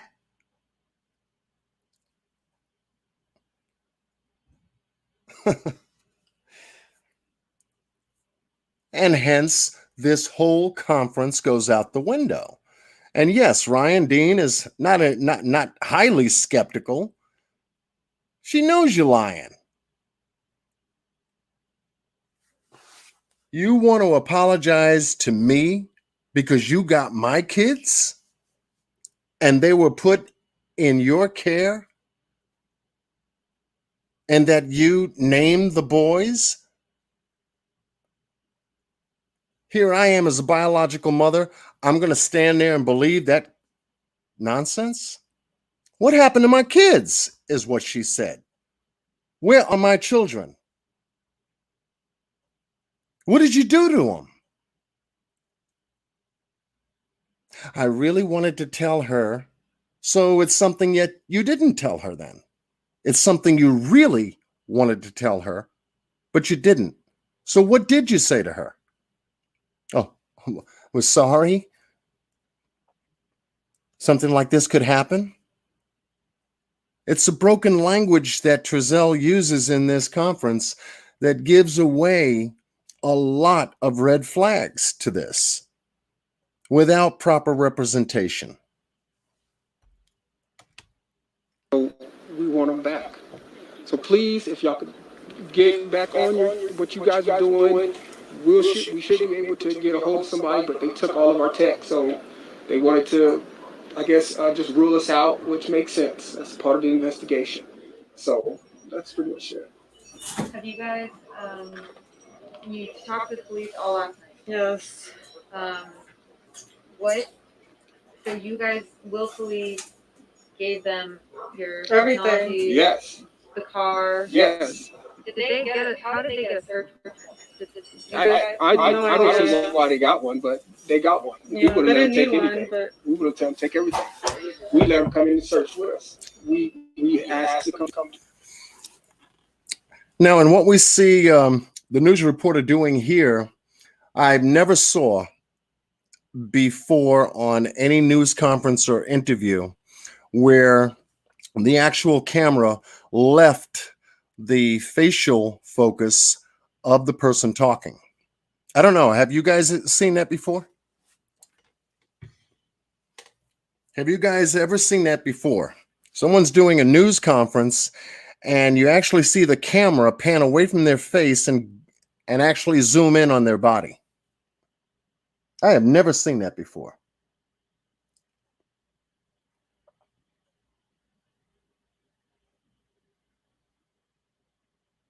It's guilt written all over on that. Yeah, Sherry. That's right. And a lot of people can agree. You can actually see the body language. But I've never seen a reporter, a photographer, filmographer, videographer, whatever you want to call it, the person handling the camera, zoom away from a person speaking and zoom in on their body language. Even they were suspect at that point enough for the cameraman to actually pick it up and show it to us close.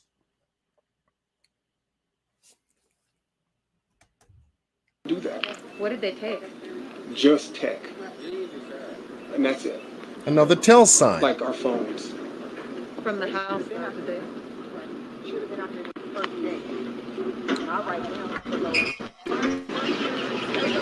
Oh, well, I guess, should I answer that or? Answer it to us, yeah. Okay. So, into the, okay, I guess. And he stayed that way throughout the entire interview. So how did they talk? Was it face to face? Was it over the phone? Well, you know something, Crystal? More. Now, let me do this. Crystal, I'm going to give you the honors. Next time you type, look at the color of your name. I love how you moderate Angela's platform with her. Keep her ship nice and tight. Welcome to John Q's channel. You are now a family member. It's a great question. So how did they talk? Face to face or over the phone? And it just sounds like and appears to be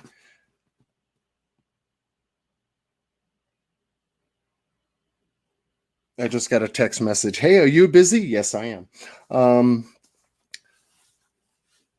As though that there was a face-to-face talk when Ryan Dean and obviously other members of the biological family showed up just before this news conference took place.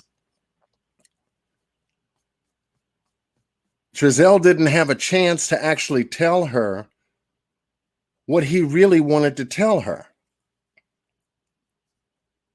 Because what he really wanted to tell her was how sorry he was. I don't think she was in the mood to hear that. I don't know. That's just my best viewpoint of it. I wouldn't want to hear him tell me regarding my boys, my biological sons. Oh, I'm sorry. What I really wanted to tell you was this. I would have ended up in jail. But great question. How did they talk? It seems like they did have some kind of phone contact. And on this day, it seems like they had some kind of face-to-face. I wonder what they really talked about. Very good. I'm glad the chat is thinking. I don't even know. I see. Yeah, we seriously felt like we needed to be out here. We did. Again, we were told the best are out here looking already. Just to stay put, they have more questions. There was literally a cop with us the whole time in there. He had sit him down. We would ask him to go help. They had to sit down. No. He said, no, we got the best out there. So it's not. Here to get you I don't want you guys thinking we didn't try. We actually looked before we called the police. Yeah, they held you guys at bay because they wasn't buying your story. That's what happened. Oh yeah, Crystal. Yeah. Now, what the hell just happened? I'm a mod. She's sitting up there laughing. And make it feel good, Crystal. Make it feel good. Yes, you are. And so, yeah, this is the result you get. But I don't know if they were consciously aware that they were saying what they were saying because it was actually startling them. They were waiting more for the cues to come from the reporter as to what to say and what to follow than to actually have some kind of a direct statement. This is what we're saying. This is all we're saying. And for now, up until we've been advised to do otherwise, this is where we have to leave it. Nobody was really specific about the first lady that took care of the kids, except for the fact that they took them away from her because she was too close to Ryan Dean and let her visit with them. TJ Cook. I'm with you on that. And if that happened, then it makes sense. And if you put that together for you, TJ Cook, it makes sense. Now, when you can have it shared with within the chat and amongst other people, you go back to his story and you say, well, did what she just said make sense to what I'm looking at? Yes, it does. Because that's how I figure it out in my mind. If the first lady failed, the first placement failed because Ryan Dean got too close to her. It got found out. And Ryan Dean was doing certain visitations when she wasn't supposed to be doing certain visitations because she had not complied with any of the requirements or regulations that she was supposed to, fulfill. Then yeah, it kind of compromises the placement. So what did CPS end up doing?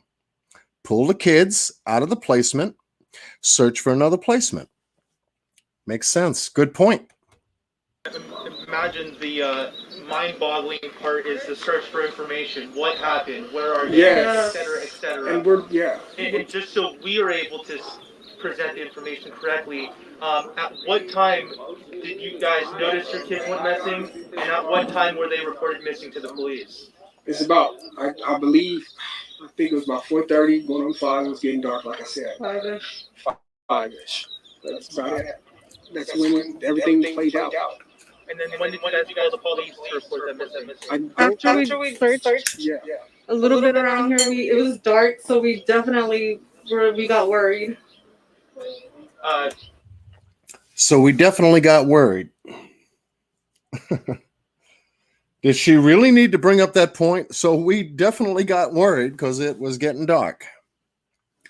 After we search, well, no one's seen her searching anywhere. Where did she search? Outside. Did anybody see Jacqueline outside searching? Everything played out. That's right, Air Force. Everything played out. That's how everything played out. And when that didn't play out, we went to the next thing. Almost like a menu. Why is that?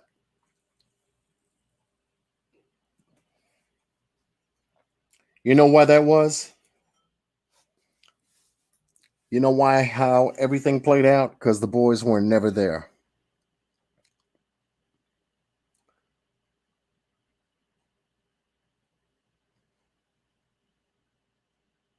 The boys weren't there. California City Police spent some time investigating that crime scene, only to come up with one question. They couldn't figure out how the boys got out of the yard. Remember what John Walker said? We can't figure out how the boys got out of the yard. Hence, that's why we believe there's some foul play there, because we can't figure out, even with the FBI, even with the crime scene investigators, maybe all 12 of my police officers being out here, because that's how many we have, we can't figure out how the boys got out of the yard. I didn't see no footprints. We brought cadaver dogs. We brought tracking dogs out here. They couldn't pick up the scent outside. Only place they could pick up the scent was inside. So they may have had some of the property of the boys being in the bedroom or maybe in the bathroom of the boys, but that's all they couldn't conclude. So you have to ask yourself, wow, you got the police there who could find out anything, especially if people are lying, and they can't figure out how the boys left that backyard? Oh, wait a minute. And the FBI is there with their machines and everything, and they can't figure it out either? And they were there at night for 48 hours, gutting the both the house and the yard and the side yards, and then canvassing the block and the neighborhood, and they couldn't figure out how those boys left that backyard? Okay, Trezell, why don't you tell us what really happened? Would have been a better question during this interview, but hence this is in a time scope. And I'm sure maybe John Walker has asked him that question. Okay, well, we couldn't figure out how the boys got out the yard. Why don't you tell us what really would happen? I mean, the real story. Because you're making us work too hard. Oh, what are you talking about? I can imagine his answer. Would you say it was maybe within an hour, a couple hours? No, it was within minutes of us getting finished with our search. It was within minutes. What do you guys want people at home to understand about this situation? For them, you know, even speaking about what you guys are feeling is difficult. What do you want them at home to understand about this whole situation? We're going through it. What do you want the people at home to understand about this situation? Intelligent question. Answer, oh, we're going through it. Wrong answer. We already know how you must feel, Jacqueline. We can imagine how you feel, Jacqueline. You're missing your boys. But she has to come up with the answer, we're going through it. That's just like Trezell coming up with, it was cold. And on a foggy night in little California City, just before the wee hours of the Christmas holidays, 2 boys go missing in California. Unbeknownst to the parents not keeping an eye on them, neglect was a huge factor in what happens next. Yeah, it's like some movie. And this is why the story is unbelievable. But let me finish this up. I'll stop interrupting. It's difficult. I mean, everybody's making their own their own conclusions. They don't know anything.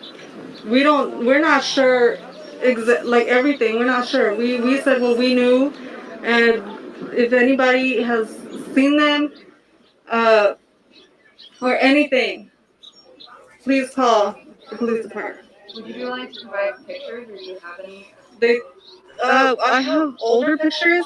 All my newest were on my phone. Okay. A lot of people are speaking of this as, after the math past tense. I want to talk about your kids as present tense. What kind of boys are these? Tell us about the boys. Very playful, very rambunctious, and they do love to wrestle. They do love to kind of get rough with each They're other. kids. They're kids. Of course, they would love to go out, but so during the pandemic, we weren't trying to go, out here, and so we stayed inside.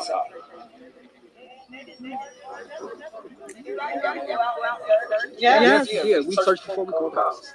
That's That's what we Yeah. were saying. What time did they come up missing? They came missing right before it got dark. And we called. I searched that property. I even drove around this neighborhood right here.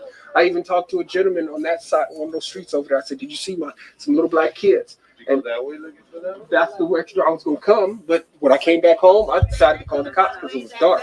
They couldn't have got away that fast. And why did it take two people to go in the house and leave two kids out here by themselves? It should have been one parent going in and one parent right here watching the child, not two parents going in the house and leaving two little kids out here by themselves for 10 minutes. No, they were in the backyard.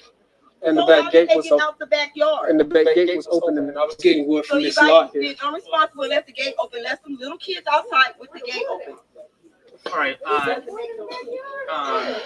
Sorry. You guys were talking about your boys who you're, I understand. For a mother, a mother's intuition. I know you were saying, and we'll get your names after this, but. And it's a great question for a mother's intuition. In this whole case now, we're digging into something an entirely different from a mother's intuition.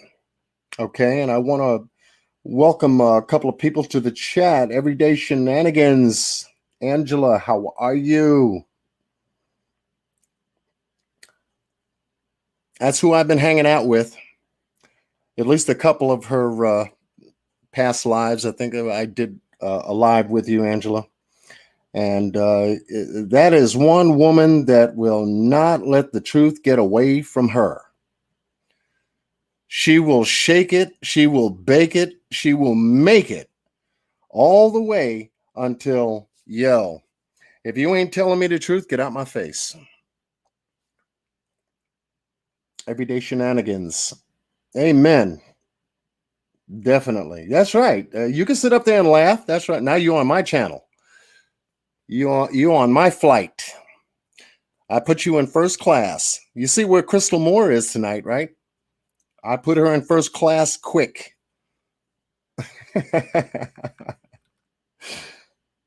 I don't have 100 moderators. I don't need them. I need a good 2 moderators, if at best. I'll do the rest myself. But the moderators hold it down. We keep it nice and tight. I don't have a lot of people up in here. Like 2, 3, 4, 500 people like you do. Everyday Shenanigans. How you hold it down, let me tell you, you are blessed. And you're on your channel, you are blessed. And if those of you who are not subscribed to Everyday Shenanigans, please do. She is an awesome content creator on YouTube. She's covering this story. She's covering a multitude of stories on her schedule like you wouldn't believe. And I truly appreciate and respect her even being here tonight. So thank you so much for showing up. You send your love to me, I send my love right back to you. And, I even made Crystal Moore smile tonight because she went from black to blue and she was like, oh my God, I'm a moderator. Oh, gee. Make people feel good because the stuff that we have to get into to cover these crazy cases that we're handling, you need good people. And you have to surround yourself with people who know what they're talking about. Not just plain ordinary YouTubers just covering a story. And you have no idea of how they're fact-finding anything.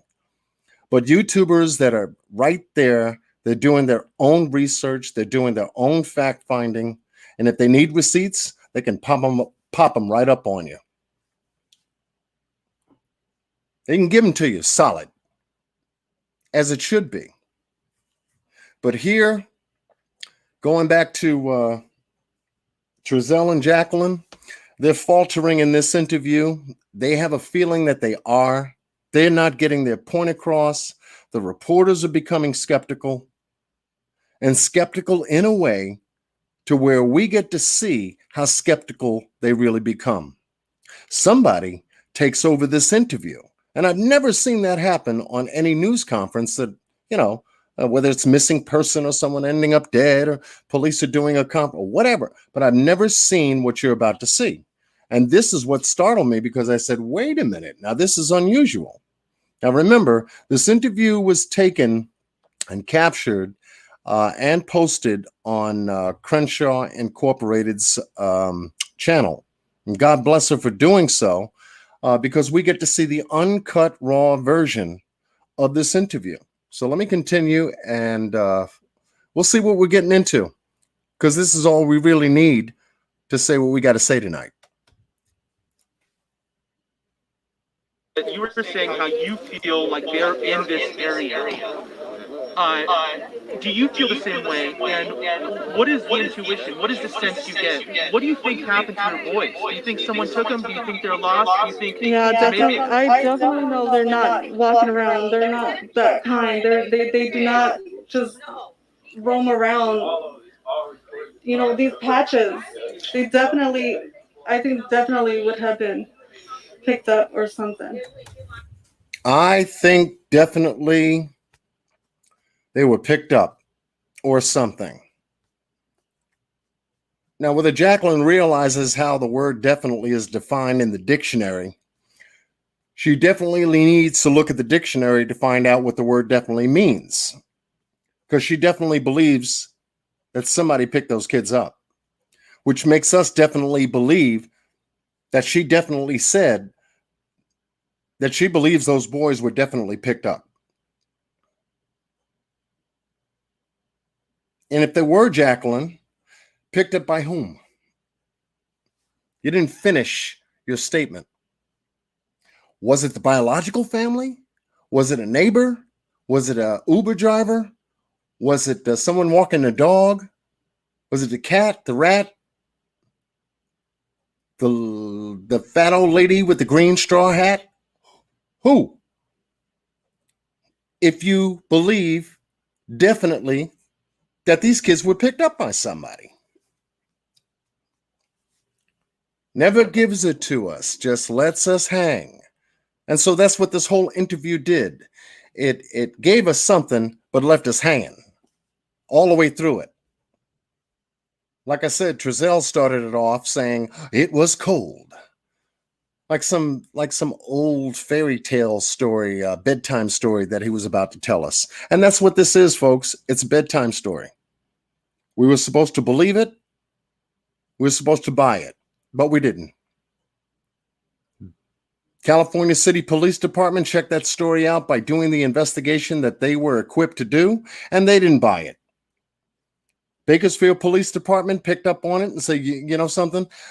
We got to bring this back to Bakersfield. Well, why do you say that? We don't think that it originated in California City like you think it does. Why is that? Well, there's a whole big nexus here in Bakersfield pertaining to the biological family, the adoptive parents, and a whole lot of other relatives that, you guys are not even connected with. Especially some of the folks that showed up at this press conference. And like I said, if we did a background check on everybody that was here, that was captured on camera, you know how many people would be shaking in their boots? How many YouTubers would have found that information out and posted it on their channel? We'll get them to talk, but we don't have to do it that way.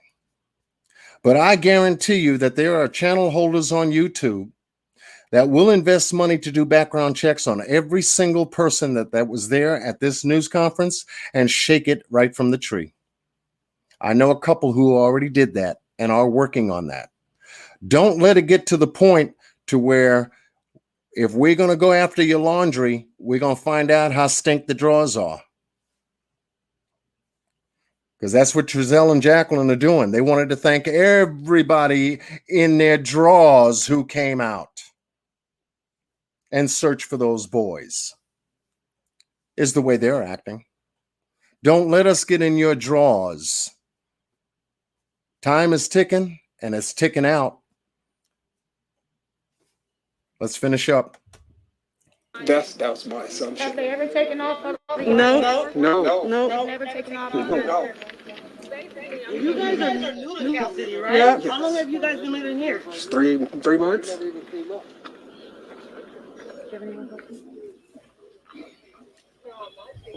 It's crazy because y'all say y'all came out looking for the kids and y'all got neighbors that say y'all even came out looking for the kids. The neighbors went out here. We were looking. We were looking. I'm just saying, bro, it's crazy. Now, here's the part that we will never see on TV.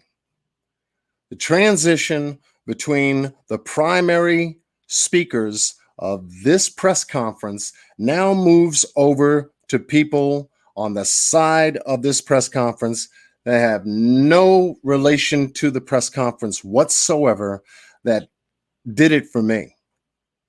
That did it for me. Maybe even done it for a lot of you, because now the camera pans and here we have who?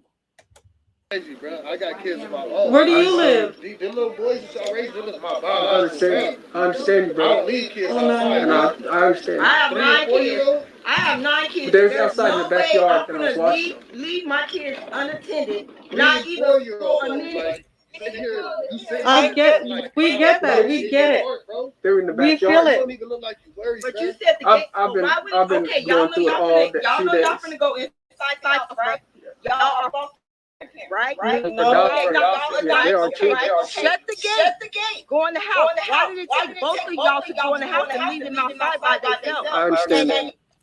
Now, this group happened to have co-opted the whole press conference, and now we see the press conference captured this way.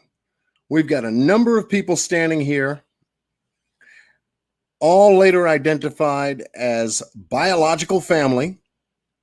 We even have the woman here in white who decided to take a walk out of the camera view because she didn't want to be seen, as being the first party, the first placement that the boys went to. Now we can check up on her and do a background check and find out a whole lot about her. But like I said, we're going to be nice and let Bakersfield police do their work. Even this dude here in the black jacket with the white face mask on and the dreadlocks. Someone also pointed out that he was one of the biological fathers. This dude here with the ball cap with the P on there looked like Philadelphia. And the Marathon Man shirt in black and the jeans, he was said to be a relative of the family. This woman here in the ball cap turned backwards, the white hat. I was able to speak with her on someone else's channel a little bit, but I like to listen. You know, it's a God-given talent whenever you're doing an interview, if you have a channel of your own, or if you're participating in a chat and you're actually watching the content creator produce content on their platform. It's so good to listen because that is where God put our intelligence, in the ability to listen and shut up. You learn a whole lot more as to the surroundings, the environment, the ambience, everything when you can do just that. And I stress that on myself. even on not only on my channel, but if I visit other people's channels, that's what I do.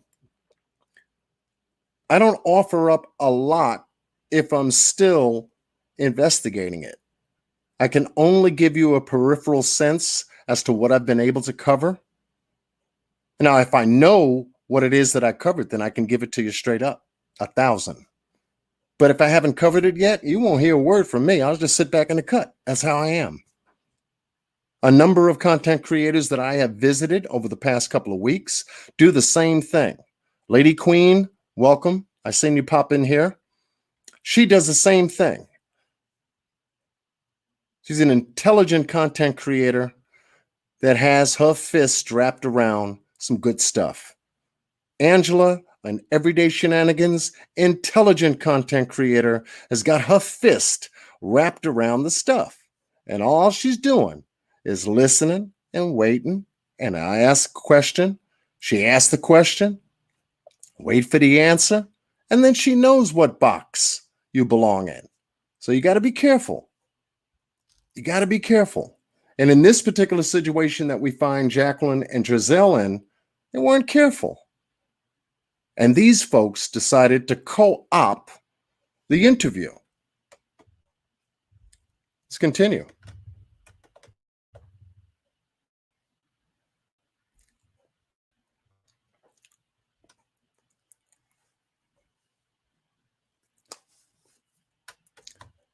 All right, let's get it. Let's get it. Let's get it. See, I've gotten this far with my live tonight. Now you're going to start to buffer and pop stuff up.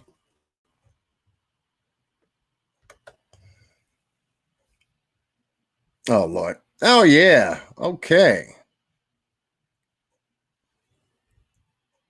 You guys still here? Well, let me see if I can bring it back up. These things do happen, folks. But I wanted to go back over that interview because it's critical to the case. That's where it started from. That's what we all got. That's what we all got. Okay, I am still there. Okay, all right. But when we can look at I hope I'm still in screen share to knock myself out.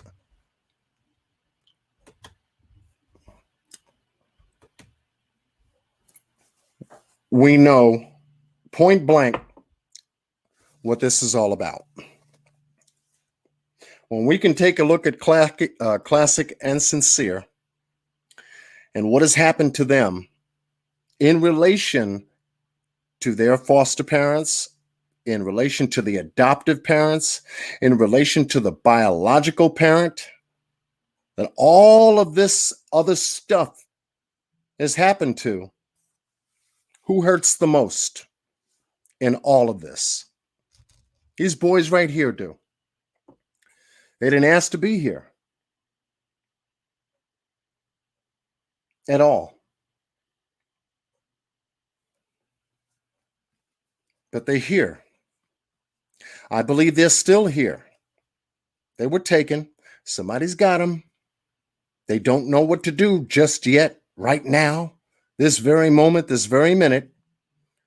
Maybe jump on YouTube and try to find out what other people know about this case, and maybe they can find an opening somewhere to get out of this entanglement that they got these boys in and everybody connected to them. That's what Bakersfield Police Department is waiting for.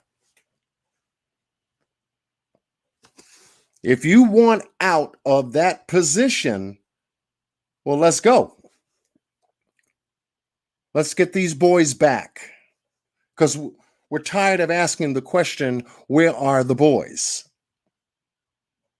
The name of tonight's live is, where are these boys? We are specific in our request.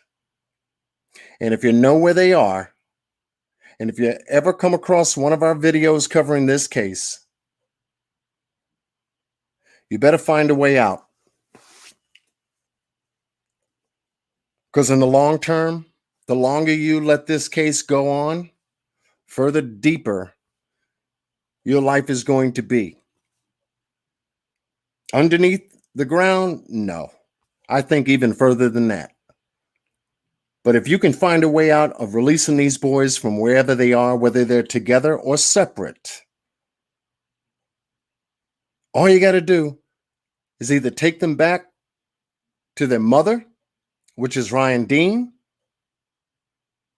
or if that idea isn't a good one, you can take them back to CPS, or you can take them to Bakersfield, or you can make an anonymous phone call from a track phone that you can pay for a couple of minutes' time and say that the boys are over in the park on the swings. I'll wait till you get here because you'll find the boys dressed in a certain color, looking a certain way, and they'll be on the park swings. And you could be, 25, 50, 100 feet away with binoculars to make sure that the proper authorities get to these boys and the case is closed. At least for returning the boys where they belong. I just gave you a suggestion. It's a good one. You don't even have to show your face.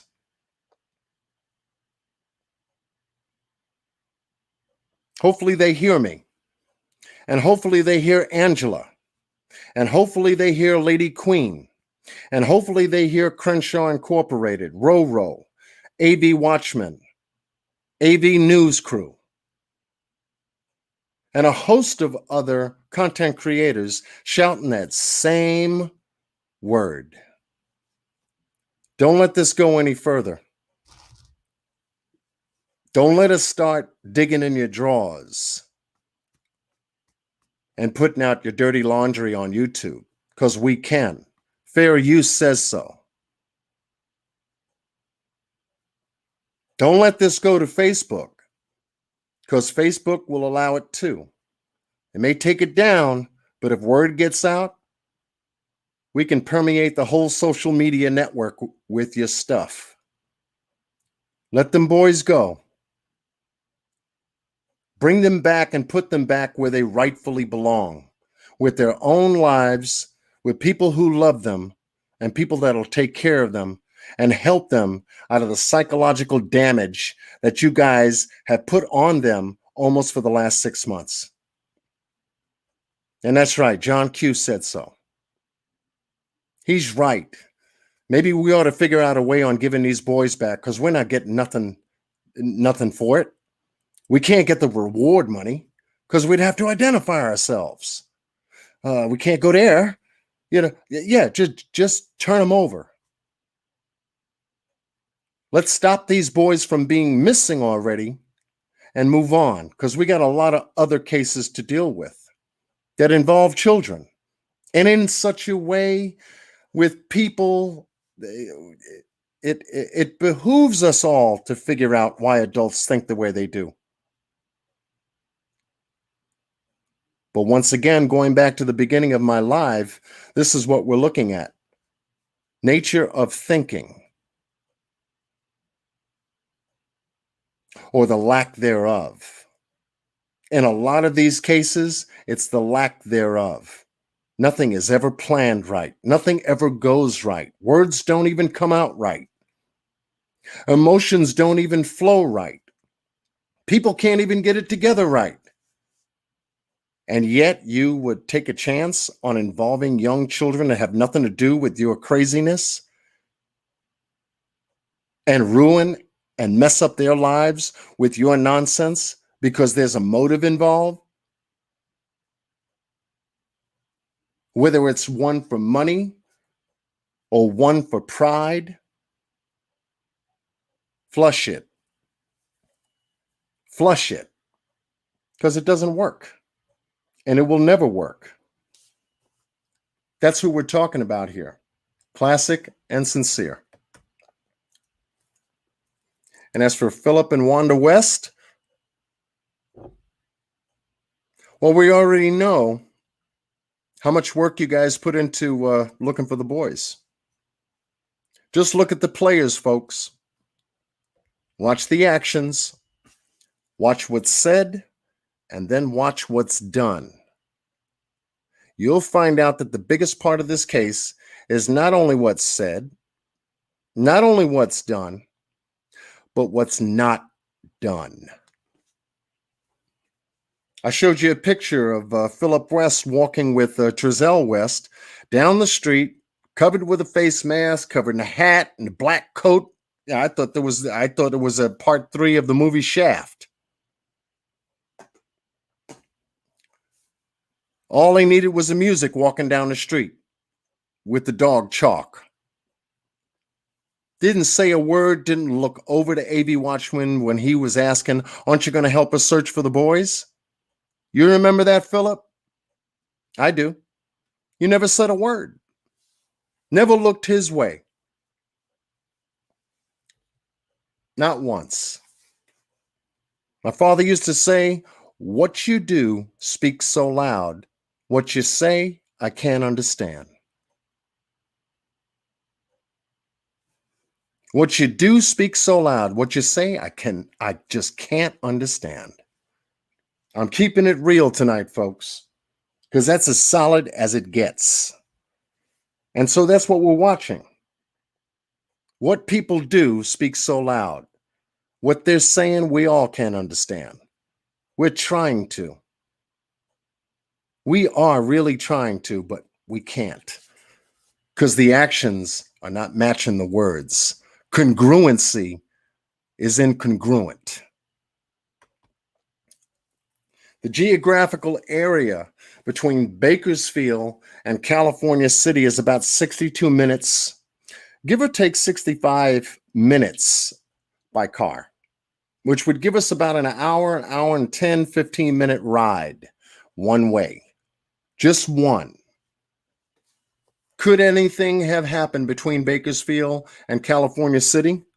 That's going to come out in the story, if it did. But right now, this focus is back here in Kern County, Bakersfield, California, where everybody is hubbed in. Everybody lives. A search party that went out in March, which was about 50 plus police officers, professional investigators, you name it, has been out here looking in areas even today that we don't know because they're keeping it tight to the chest. But search parties like this are going on. There was even an update to say that the search parties had stretched into 3 different jurisdictions. But here you got people like Roro, Rosanna Wills, Laura Vasquez. That's a part of the search team that's going on. And Rosanna Wills happens to be Roro. We spoke about earlier in tonight's live. Happens to be related to the biological side of the family, a cousin. She's been out there with her team since day one. What you do speaks so loud. That's where Rolo and Laura live. We prove it with our actions. YouTube channel content creators such as Angela, Lady Queen, Crenshaw, and a host of others that I've mentioned here tonight. What you do speaks so loud. Because that's what we can do. How many are in New York? They're there in Bakersfield, California. We can only do but what we can. But as long as we make awareness occur for this particular and specific case, all of us coming together to do what we can makes a big difference. Makes a huge difference. And for all the men and women that are involved with the Bakersfield Police Department, you guys better stay on this case. And you guys better make the reports more closer together. I would prefer a weekly report rather than a bi-monthly or tri-monthly report, just to let us know that you got 170 items seized and we got 44 search warrants out there, and we've searched 3 jurisdictions outside the state, and we still have no suspects or we don't have anybody arrested. That's not what we want to hear. We want to hear results. The difference between the word detained and questioned came into play on this case. Oh, they got somebody detained. That means held. Maybe they're getting something there. Oh, but they let them go. They just question them. Oh, hell. Back to zero. Don't tell us nothing like that. We don't want to hear if you detained anybody. We want to know if you arrested somebody. We want to know if you got the people who are supposed to be held accountable for this whole case. That's what we want to know. And how you're going to proceed from there and what the DA is going to do to prosecute. That's what we want to know. Sergeant Robert Pear, who was out there that March day, the one that once the case swung back into Bakersfield, was a spokesperson for the Bakersfield Police Department.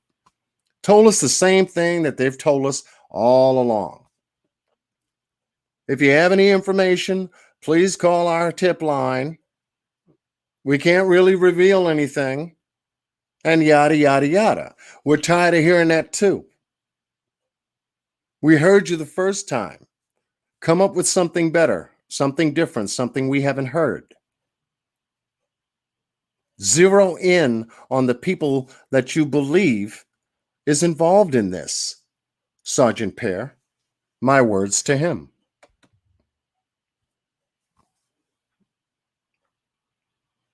And the next up is what I'm very impressed about. Where Are the Boys website.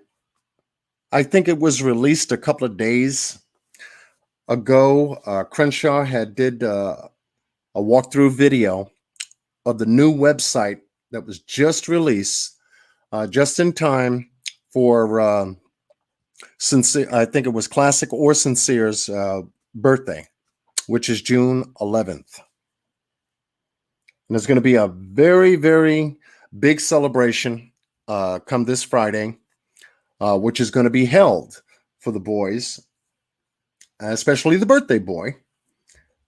And the internet is going to light up again on this case. And so if you haven't visited the website, it's www.wherearetheboys.com.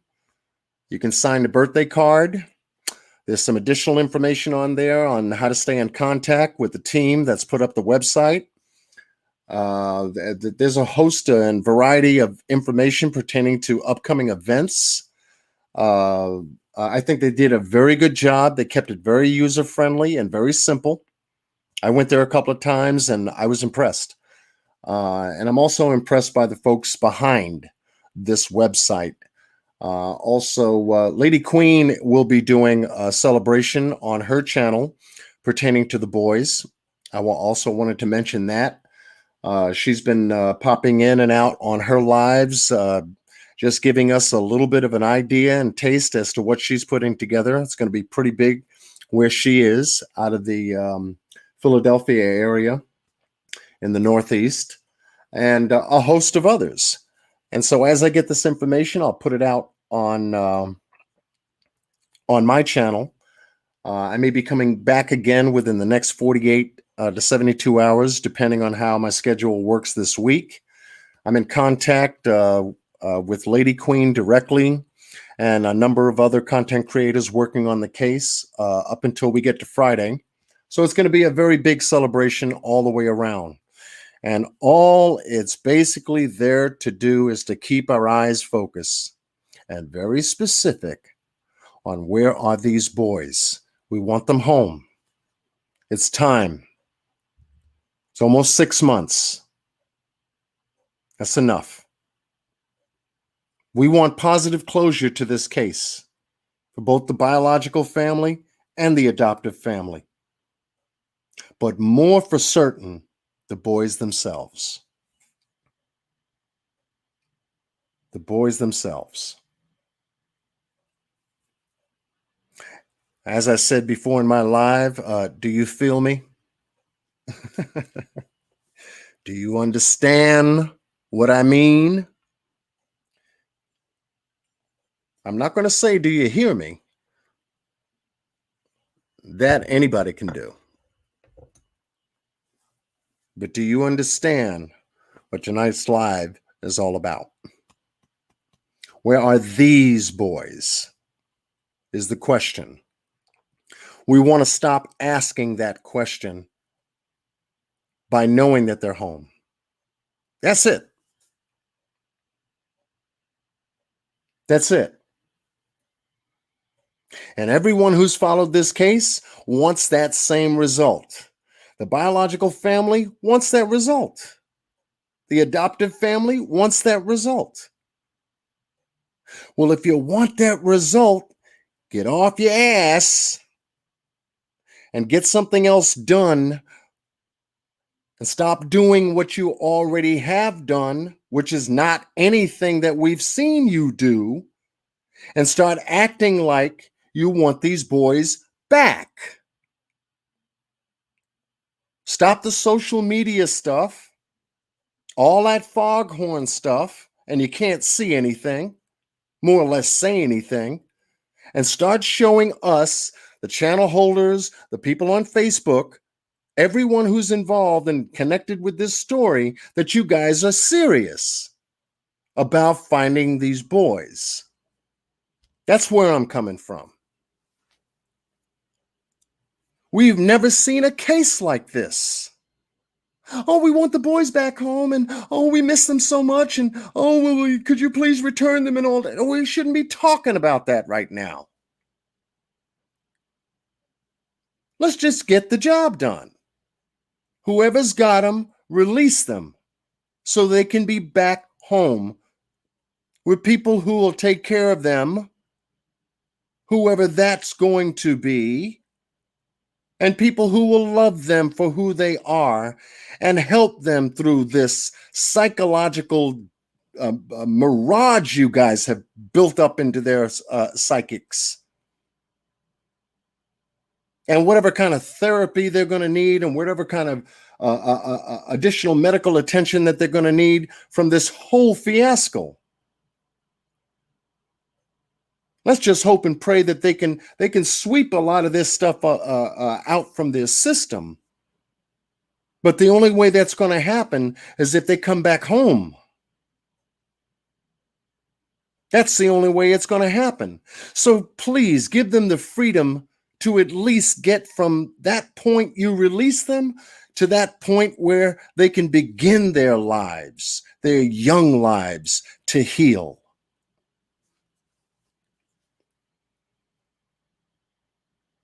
That's where I'm going with this.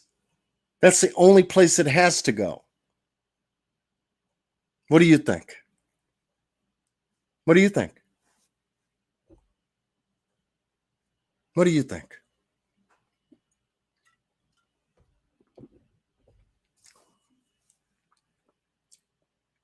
If all else said and done, that's the only move you have to make. Night Owl's in here? Oh yeah. Hello, Miss Night Owl.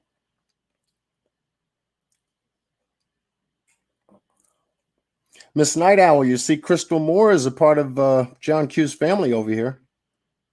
And we got Miss Lady Queen helping hands in here. Keep your prayers up, people. That's right. And we got Wisdom up in this chat room tonight. I enjoy listening to Miss Night Owl. I enjoy listening to Crystal Moore.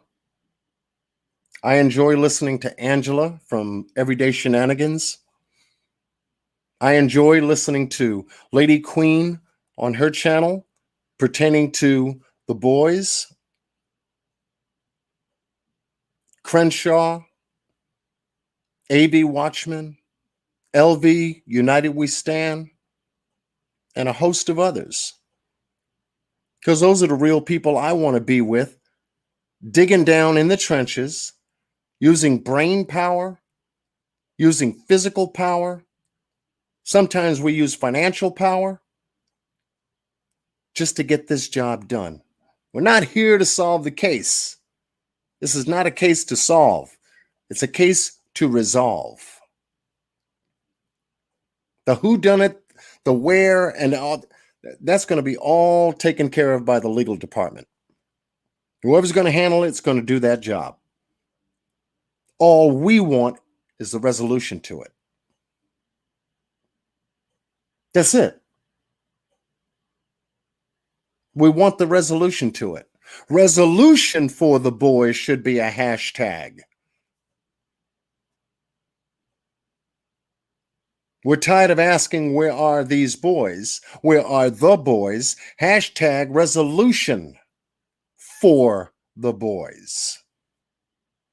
Resolution for the boys. In fact, that's what I'm going to mark this video, put a hashtag up for that. Because that's what this case needs, is a resolution to it. Positive one. Let's bring these boys back home. Get them back home so that we can move on. They can move on. We can all move on. And God can turn around and bless us again to help somebody else get resolution to their case. If that makes sense, drop a 1. If that makes sense, drop a 1.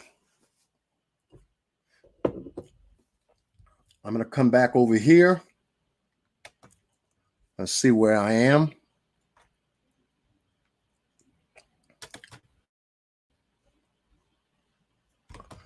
Come out of screen share.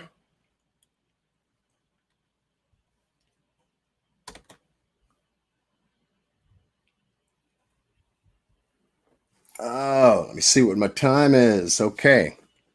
I was going to drop the link, but I'm going to save that for a follow-up to tonight's live. I think I've been on here for a little bit, but I had to get off what I was feeling. I had to get off what was on my mind, get off what was on my heart. My spirit was moved to do this tonight. I hope I was able to at least give you something. Make you think. Make you stay focused. Make you know what direction we're going into. And if I've done that, then God has blessed me. If you heard it, God has blessed you.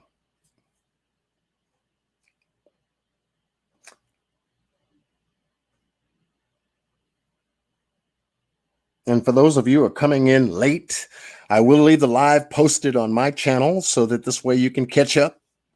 I think it went at least 241 on tonight's live. But you know me, I don't come on all the time. I only move and make those moves and be able to invest that time in that move to give you where I'm at.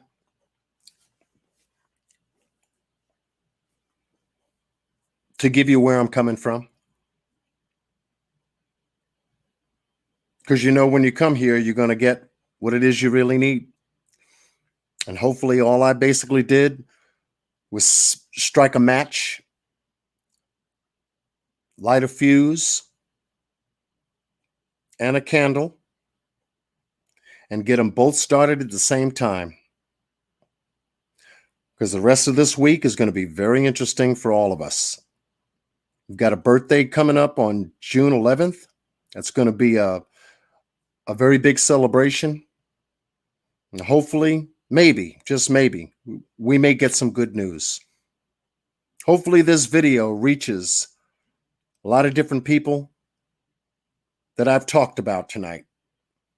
And hopefully somebody makes a decision to change their mind and put back what was taken in the first place. If you missed this video, you'll want to go back to the beginning and kind of cover it a little bit, write down some notes. I'm going to try to come back within the next 48 to 72 hours, maybe even quicker, because there was some other stuff here that I wanted to get into, but I wanted to really make a connection for the boys to let them know where John Q was coming from tonight. Thank you so much to all of the moderators.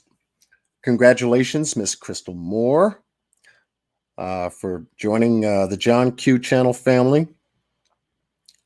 Like I said, I don't have a lot of moderators in here because nobody brings any nonsense in this chat. We don't tolerate it. Only the people who are serious about the subject matter.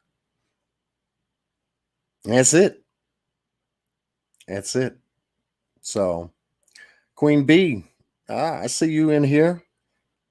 Thanks to all who have participated, all channel holders and content creators that I've mentioned here tonight. Boss Blake, Everyday Shenanigans, Miss Angela, much love and respect goes out to you. Miss Lady Queen, much love and respect goes out to you.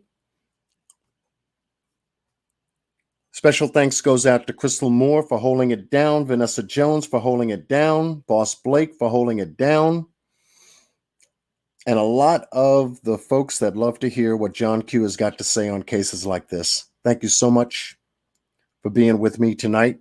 There are other content creators that have gone live tonight. You might see me in some of the chat rooms, but one thing for sure, we will be back, and I will be and continue to be in the hearts and minds of those covering this case, as well as other cases pertaining to the children that I talked about earlier in tonight's live. So with that said, I know I didn't get to a lot of your comments in here in the chat room tonight. I wanted to try to keep this under 3 hours. You know me, if I get going, I keep going. But we'll just close it out here. And until next time, be well and stay blessed with Godspeed. I'll be back at you. Much love, one love. Stay loved.